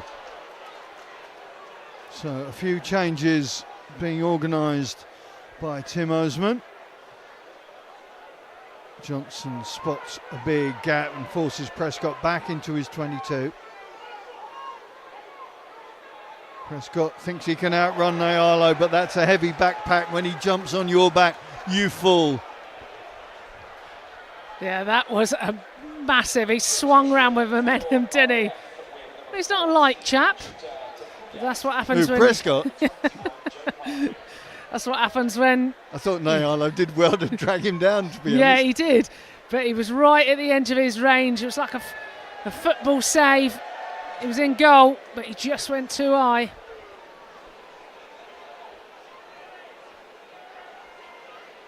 So 38-24, 2-score difference now as we approach the end of this third quarter. You remember last year it was a yellow card that allowed the Army made the most of the gap and scored 4 tries in the 10 minutes. I think it was Toby Evans from memory who saw yellow, and the penalty try and 3 others before he came back onto the pitch, and that ultimately was the game over. 45-21 the final score a year ago. It's still tight, 38-24 here with 22 minutes left on the clock. The way this game has swung back and fro, you wouldn't want to lean too heavily either way, not at this point anyway. The RAF got to make sure they make this set piece count now. Williams just getting some water, making sure he's got his cool. It's just a bit of treatment going on for Stanley. Again, a standout player, been carrying really, really well. He does so much of the unseen work as well, Alex Stanley. Plays civvy rugby at Esher, John Inverdale's old club. But quite often we've seen him in the second row, but he is that hybrid player that gives so much to 6, 7, 4 or 5. And of course former captain of the RAF as well, vice captain this season, with Mark Williams assuming the armband, such as it is, of course. Stanley just leads by example, doesn't he? Just gets on with the dog work.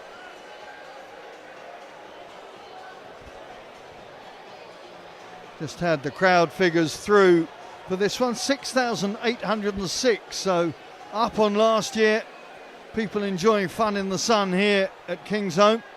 It seems to be a very good fitting venue for this inter-services clash. Certainly we've seen some quality rugby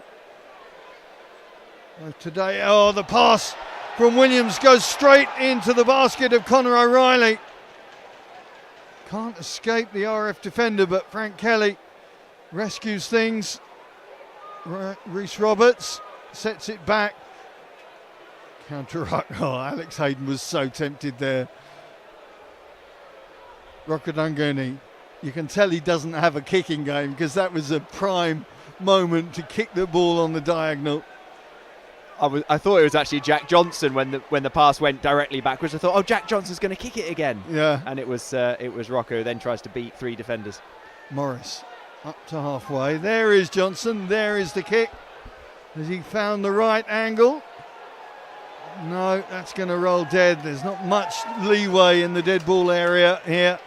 And that will bring play right the way back. I'm not sure whether those forwards there are angry or just relieved they don't have to run back 30 metres. Both. Hands on hips, I think they're pretty chill actually. Like, thank Whatever. God. Yeah, exactly. But the beauty of the plastic pitch, ball bounces more so than it does on grass. Challoner and Taylor coming on into the RAF front row. as the Inter-Services waves goodbye to a veteran. 26 caps. Dave Manning bids adieu to RAF Rugby on the pitch. And what a servant he has been. 10 years, of course, with Henley Hawks in Civvy Rugby, the most capped RAF prop of all time. Now player coach at Oxford Harlequins in National 2 East, I think they're in. But the West Walian has done his lot. Now watching from the sidelines to see whether Prescott and Co can make some magic. Good step from Morris. Hayden, Northumberland man, unable to break through the tackle, but the ball moved back out into midfield.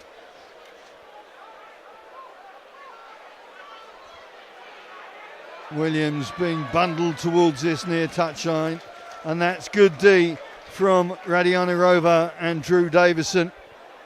Drew Davison will be hoping his team can be victorious this weekend. Newcastle United fan, a black and white. He's had a fairly good season, I would have thought. Well, 2 good seasons from memory for the Magpies. Now, a line-out call. Tichard Jones and Austin just confer to make sure everybody is on the right play. On halfway. Morris, the likely target.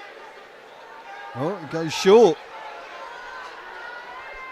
Johnson, Rokadunguni and Kelly getting that ball out onto that right flank. Radianirova just taking the contact. Kelly, what an athlete he is, Frank Kelly, with that huge frame coming at pace. We saw it in the first half to make the try for, was it Nyala or Rokadunguni? I think it was Nyala, wasn't it? He fed for that score. Yep, yeah, it was straight down the middle, and then Shane's on his shoulder.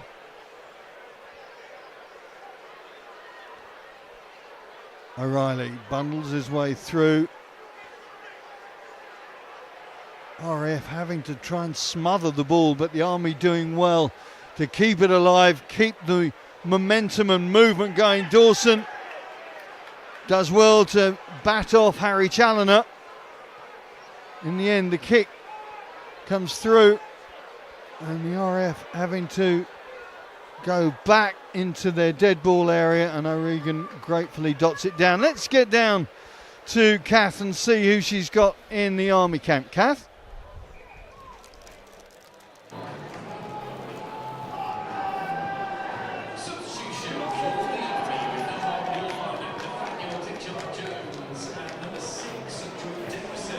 Oh, Kath's gone missing, no doubt out wild swimming or something, but she'll be back shortly as the Army make a couple more changes up front and in the back row.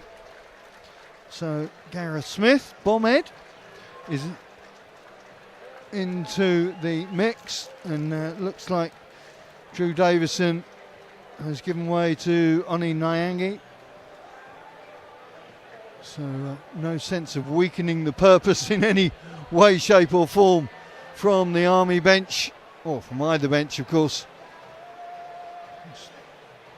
Some attention going on to one of the RAF boys. Don't forget, I'll be asking you for your vote for the BT player of the match about 5 minutes before the end. So if my 2 esteemed colleagues get their heads into gear, they've got about 10 minutes to make their mind up. 38-24, 6 tries to 3 in the Army's favour thus far, but this game far from done by yet.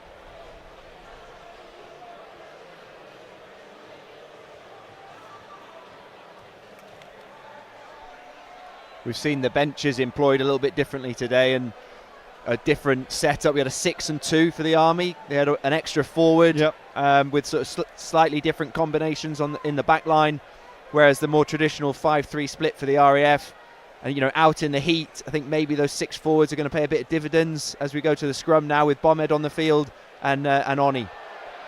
Yeah, I think there were a few niggle concerns, if we may. The likes of Sean Beaver was one I mentioned earlier on. And yeah, chatting to Tim Osman during the week, that was a concern. So you're right, Will. I think the 6-2 call was the right call to make, certainly in these conditions and with the circumstances that they entered this game with. Good darts from Chris Williams. I just like off this line now, it always goes to the first runner off of Williams, and he's got 3 people running up. Perhaps he could just hit one of the others. Yellow card coming. Pete Austin is going to sit out the next 10. And is this going to be opportunity knocks for the RAF? It's a couple of times now the Army have been penalised for lying on the ball, not rolling away out that tackle area. Whether it's part of the plan, I don't know, but they've certainly been guilty of it. Rockadunguni makes sure that it doesn't go through, but the kick through from O'Regan is there. Kelly struggling to come back and cover. Dylan Morris picks it up and saves the Army inside their own 22. And Mikey McDonald completes the exit. So neither side able to really make the most of opportunity there. Again, Mark Williams' kick doesn't reach touch. Rockadunguni keeping it in, but then inadvertently putting his team under pressure. And then the Army able to finish things off. Now, Matt Dawson and Mark Williams as captains are just going to have a chat from referee Mike Hudson. I'm not sure if there was any niggle or chat going on in back play. I wasn't aware of it, I must admit.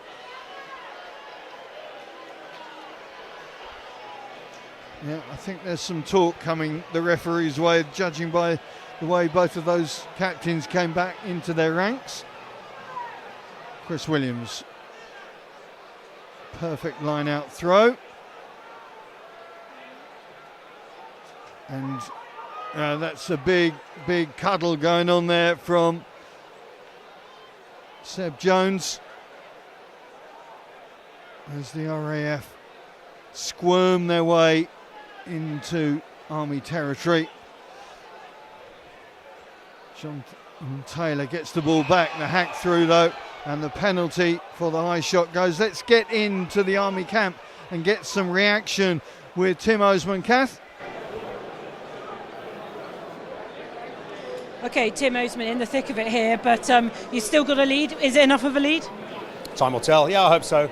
It's been a little frustrating, our accuracy. We've had some really good passes of play, playing really well, and then a lot of little errors creeping there as well, which kind of makes us go 2 steps forward, 1 step back a bit. But, yeah, such is life. It does seem to be RAF purple patch followed by Army purple patch, and they're just enough within vision of it at the moment. 2 good teams wanted to play a bit of rugby, so as a spectacle for a neutral, I imagine again it's a really good game to watch. It doesn't do my heart any good, and I saw some of the other people with red shirts on, but yeah. And it doesn't make any difference that the inter-service is already gone, does it? There's still as much to play for. It's an inter-services game of rugby. Yeah, it's absolutely. It's a lot of pride at stake in our services, and that doesn't really make much difference, to be honest. Rocco's showing that the years don't happen on him. No, he's good, isn't he? He's done a bit, that fella. No, he's finished off some great tries. He's still got a lot of class about him. Thanks very much, Tim. Get back to your box. Cheers. Well, the curse of Kath Brazier is going to pay off here, because there's going to be a score for the opposition as far as Tim Osman is concerned. Zach Taylor finishing it off, and this game is not done yet. 4 tries in the locker for the RAF. Of course, they scored 3 against the Navy, first time in 10 years they've done that, I'm told. So a big opportunity now to try and get themselves back into this game. Mark Williams will be delighted with the way his team have worked through this, and 3 tries to 2 in this second half means that they have not given up in any way, shape or form. This a very important kick though, because it would take it to a 1-score game. Mark Williams, the captain. Job done. Here we go. 31-38. Where have I heard that familiar score before? It wasn't that different from a fortnight ago in Twickenham, and we have got 12 minutes left on the clock. Maybe 12 too many. No, I think go back to what I said earlier, that there's some older heads now. Bomb heads come on. Matt Dawson's into captain, whilst Pete sits on the naughty step. So there'll be a lot of calming presence out there just to rein it in a little bit. Go back to process. Try and stop these silly errors. That ultimately came from jumping across in the line out and giving away a free kick, which the RAF played quickly. Safe take. Stanley again. The feed out to Taylor. The Welsh firefighter gets the call.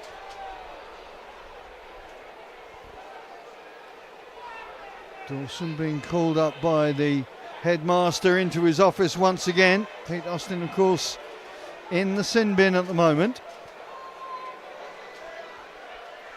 Williams just needs to make sure he makes touch. There's been a couple I was just that thinking haven't. That'll do. Just make sure it's in row D, E or F.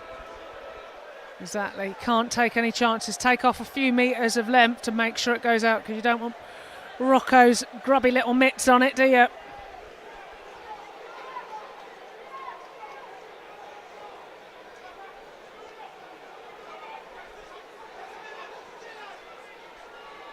Williams overthrows, and Dawson it is who picks up the scraps.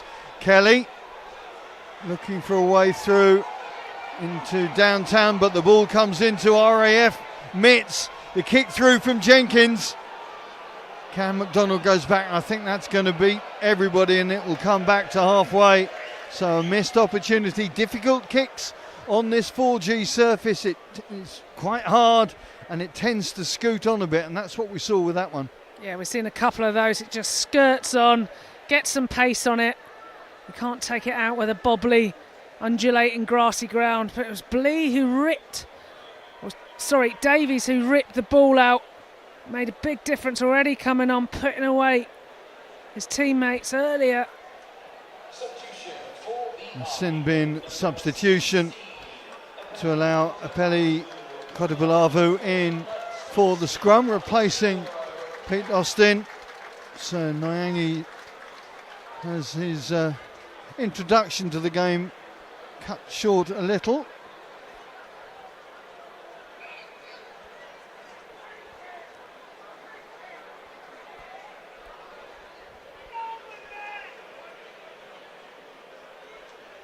Officials just checking something.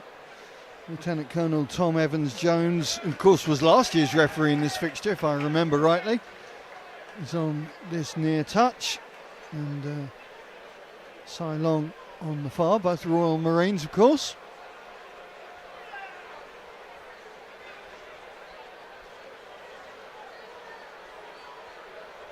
No blindside flanker for the Army. With that one man down, Dawson packing down at 8. And the pressure coming on as a consequence. Dawson does well. Little inside pop for Kelly. And suddenly the Army have got numbers on this near side. Dylan Morris cuts back in. Oh, Nyolo loses the ball in the contact. Looked like Rokodunguni was sniffing for there. Yeah, he was hungry for it, but I think it was Connor Morris who made a big tackle. Nyolo, really important. He's really come alive in this second half. But his time is done, just as I've said that. Typical. But he's had a good shift. He has put in a very impressive performance. Replaced by Jack Hayward-Thompson now for the final 10 minutes of this game. The crowd attendance just announced. It has been fun in the sun here at Kingsholm. As I say, it does feel like a good home, a good fit for this fixture.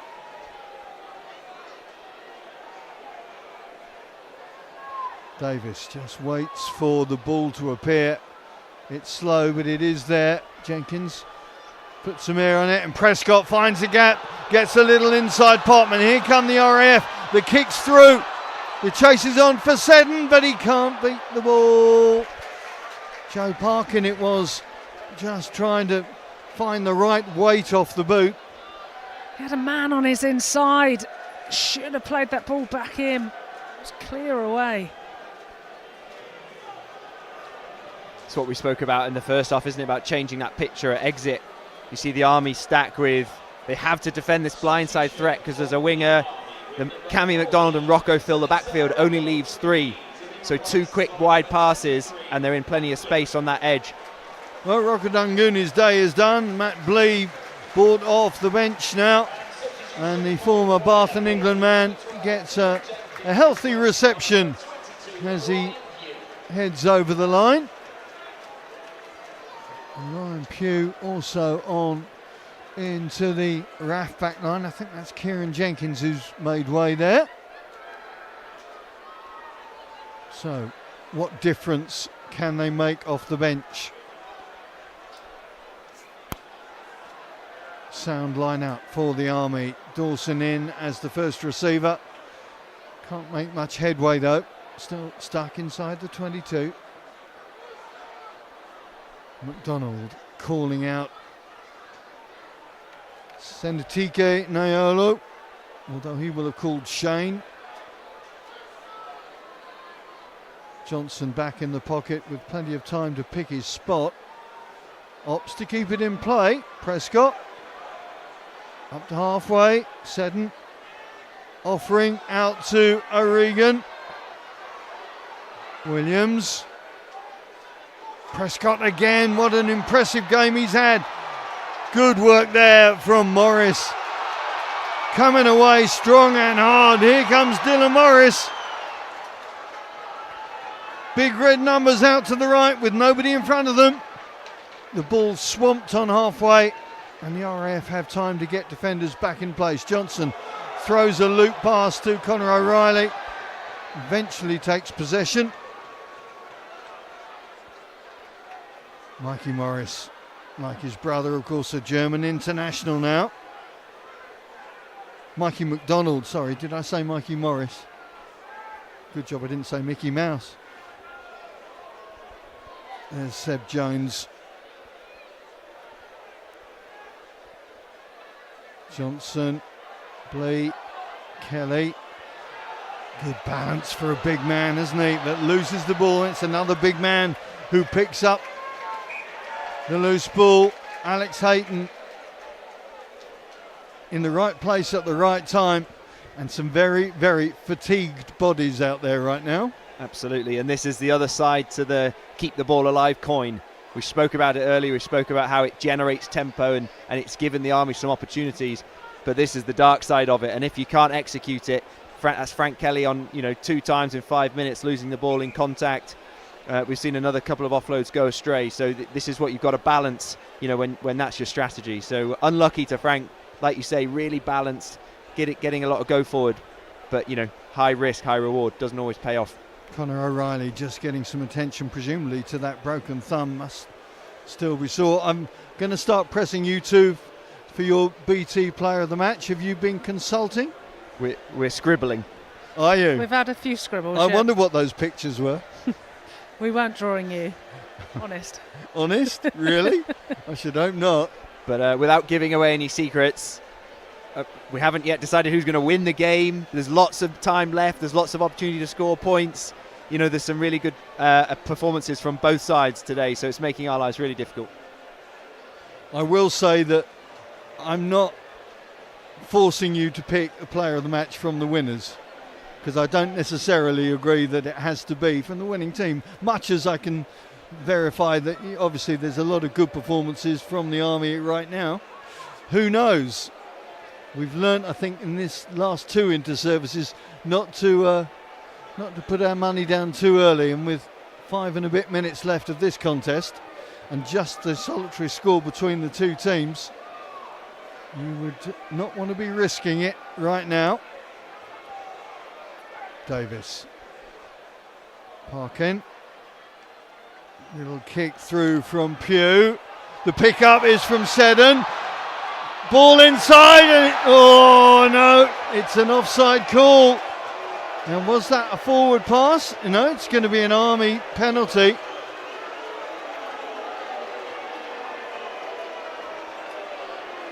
I was just about to say we might have a draw. They were going to run under the sticks, score 7 points, and we're going to play the last few minutes at 38 all. But the referee didn't like that. I think, was it someone offside in front of the kicker, perhaps? Yeah, I think that must have been the call. I can't hear the referee, of course, this afternoon, but I'm assuming, as you say, Will, that it was man in front of ball. We've had 8 draws in this contest before, so look, for a minute like we could be heading that way. Army have got 48 wins since the end of the Second World War. The RAF have got 20. Harry Challoner, man down at the moment, just taking on some water. A big 3 points on offer for Jack Johnson. 4 out of 6 so far for the red number 10. But perhaps the biggest points of the match at this point in the match on offer now from all of 45 metres.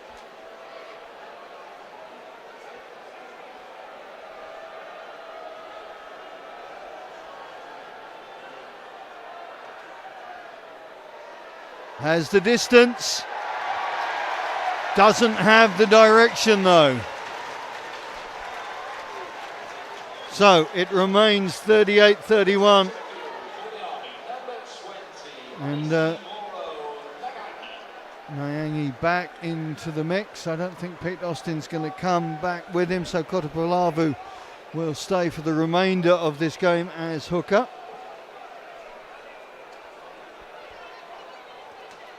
Ryan Pugh having his kick charged down there by Gareth Smith.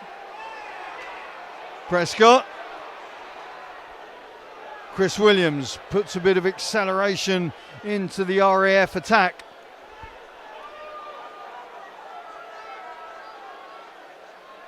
Good transference for Hayward Thompson to try and find the angle. Ryan Pugh in now, it would appear, as playmaker, with Mark Williams moving out a spot. Will Llewellyn, formerly of Worcester Warriors Academy, so I'm sure he will have been delighted with this week's news of the signings that the new Worcester Warriors have made. Pugh can't get the offload, but up over halfway. Stanley. Davis cuts back. Parkin. There's a turnover ball. McDonald. Good anticipation, but just brings out the wrong club. That looked like a really good kick from Mikey McDonald, but just over-egged. And they will come back now. Right, we have 2 minutes to go. Who is your nomination for the BT Player of the Match? It's a forward, so I'll let Rocky do it if you want. Yeah, well, it was. There's plenty of people who've played really well. Obviously, Rocco's been incredible, but we think Matthew Dawson has been on fire for the Army. Just turnovers, been carrying really well, getting the team on the front foot, tackle machine, work rate. He's been everywhere. So Dawson is our player of the match. So the Army number 7 gets the Player of the Match award. Must mention the Army DOR as well. Graham Taylor with his last game of inter-services rugby. He'll be biting his fingernails right now as the RAF once again work their way up into the Army 22. Jacob Seddon, first season with the seniors, of course, having had a couple of years out with knee problems. Williams, Parkin has double doors slammed in his face, but the ball still there. Williams, little release between captain and vice captain. Davis invites Hayward Thompson to try and dent that red wall a little bit further. Pugh. Prescott just needs some space Radianirova knew that was up quickly into his face. Saw Jones stepping out quickly to almost halt the pass. Zach Taylor. Now Oxford Harlequins, Dave Manning's current club. The ball gets edged forward, and maybe, just maybe, that's it now, because it's going to be an Army put in the last seconds of this match. What a contest it's been. It really has, and once again, we've seen so many tries. It's ebbed and flowed either way. What an advert for service rugby. Totally. A little bit unfortunate, not the season that the Army will necessarily be dining out on. You know, unfortunate to lose in such a close game at Twickenham. If the scoreboard doesn't change, there's only 7 points between them and the RAF, so perhaps not the best season for them as a team, but to have these games, to go this close, to play in the 3 stadiums here, Northampton and West London, you know, what an absolute advert for service rugby. Not to mention, of course, the women playing, and as well as the Masters. So brilliant stuff. And providing quality sporting theatre, which is what any sports follower wants. Absolutely, you want a game with jeopardy. You know, it could go either way, and it's exciting. You get new fans all the time. Sort of 50,000 at Allianz Twickenham Stadium, and just the backing. We've got numbers that have gone up here. A lovely day out, some amazing rugby. You know, it's a hit with the fans. Last play of the match. Johnson takes the ball, sends it out towards the Teague bar, and the stadium stands to applaud. A terrific inter-services rugby matchup once again. Disappointment for the RAF, no doubt, but they have played their full part. They have taken steps forward this year in every sense of the word, and the work that Tom Gardner and co are doing, they can build upon for next season.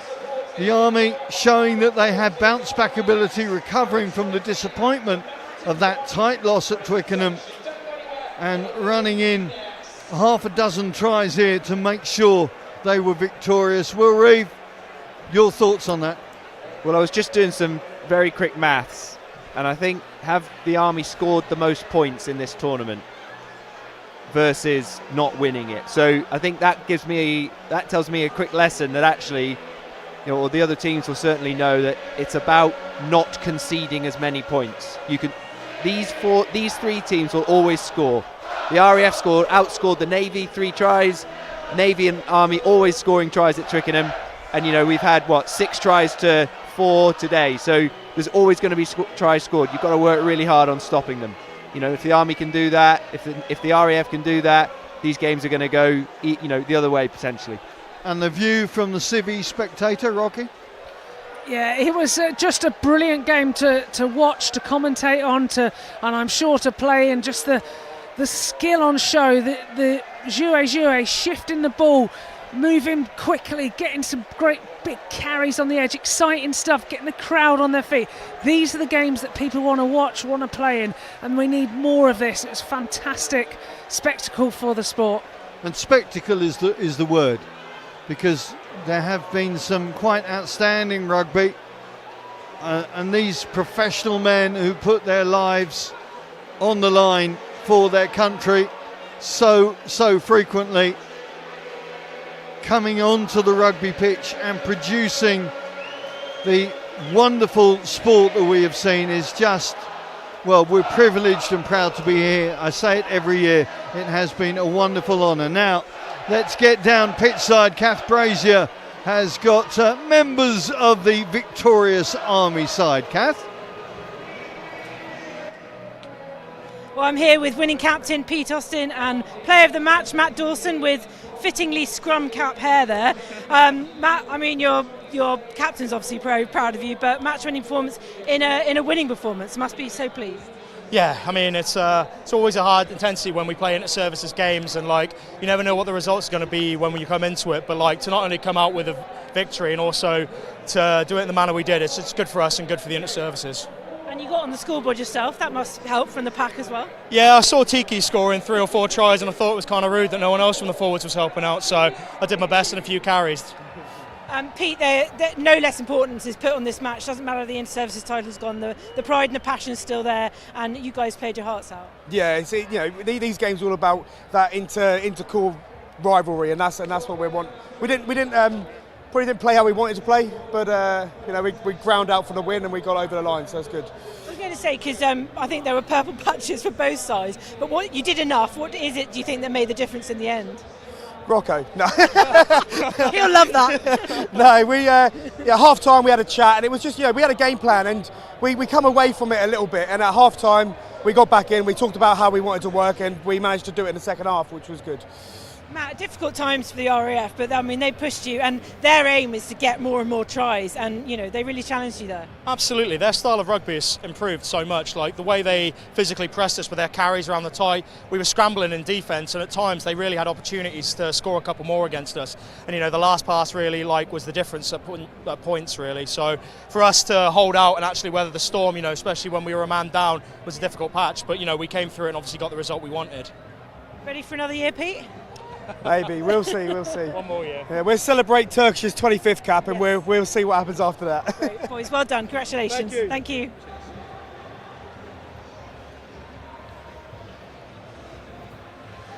Well, a relieved and jubilant pair of Army veterans, Austin and Dawson, of course. Major Will Reeve up with us in the commentary gantry. Just looking at those two, not looking at the team, but what they put into the Army rugby team is immense. Some really big shoes, isn't it, when they eventually need to be filled. We thought we'd seen the end of Pete Austin when he decided to tempt his retirement, but no, he came back.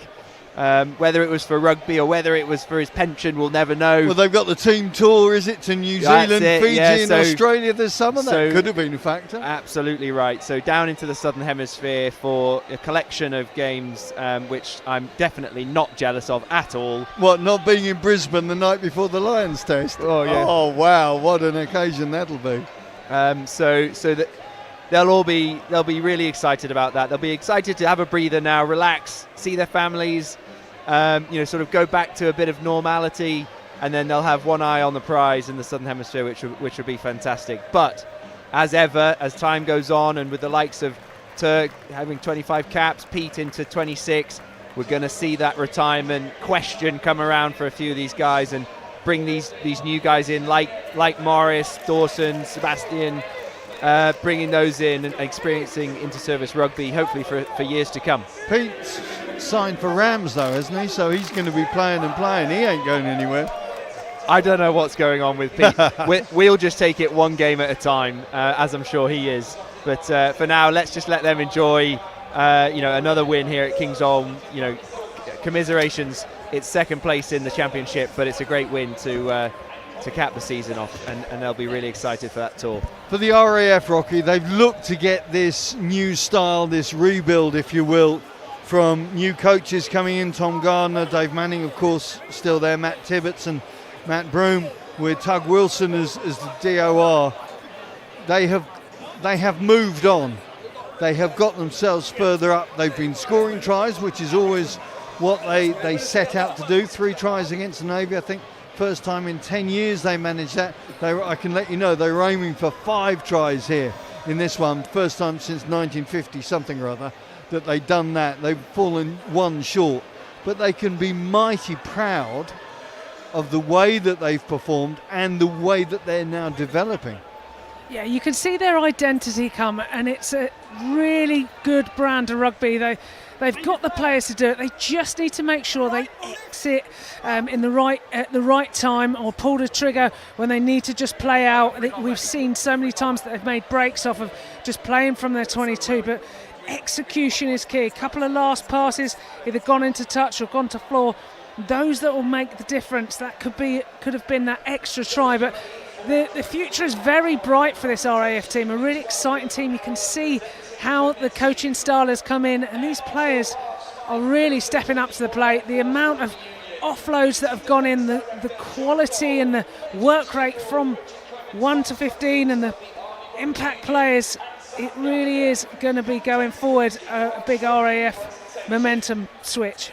And you can see it, there's lots of youngsters. You look at that back line, Seddon, Jenkins, O'Regan, Prescott, nobody over 25 years of age.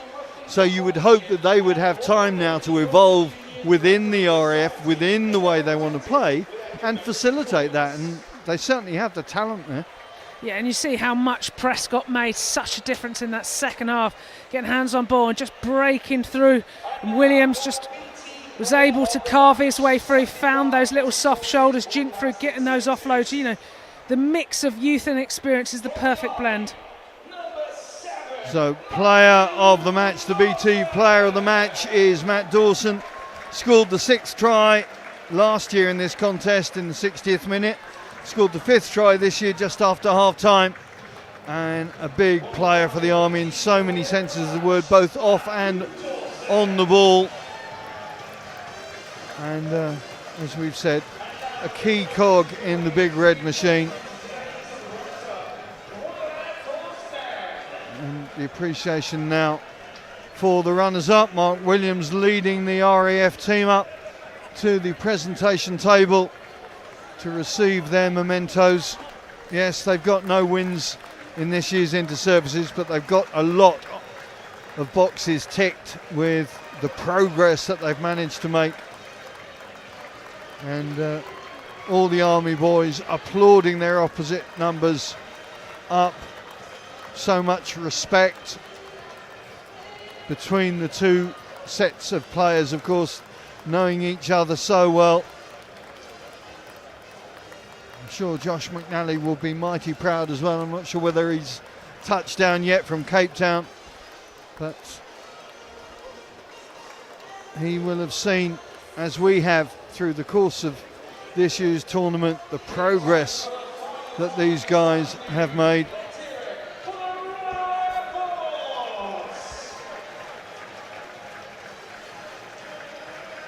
Matt Dawson leading the team up to get their individual honours. There's 2 cups to pick up. The original cup, I think it's just called the Army versus the RAF Cup. The other one is the Cyril Lowe Cup. That was introduced by the RAF for their centenary back in, when was that, 2019. So a couple of pieces of silverware there for the Army to polish over the next 12 months. Some big smiles on faces there in the red ranks, and understandably so. They know that they've been put under the cosh through the course of this match and managed to hold on to the lead when they eventually got it, just after half an hour. Managed to stave off the opposition. Pete Austin going to step forward to get the trophy. I think Matt Dawson's going to be called up as his vice skip, sharing the honours.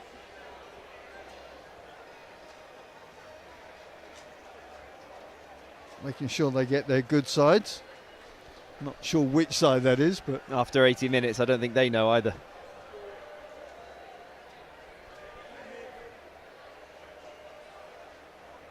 Ladies and gentlemen, please one more time, make some noise for your winners for 2025. Oh, swapping cups.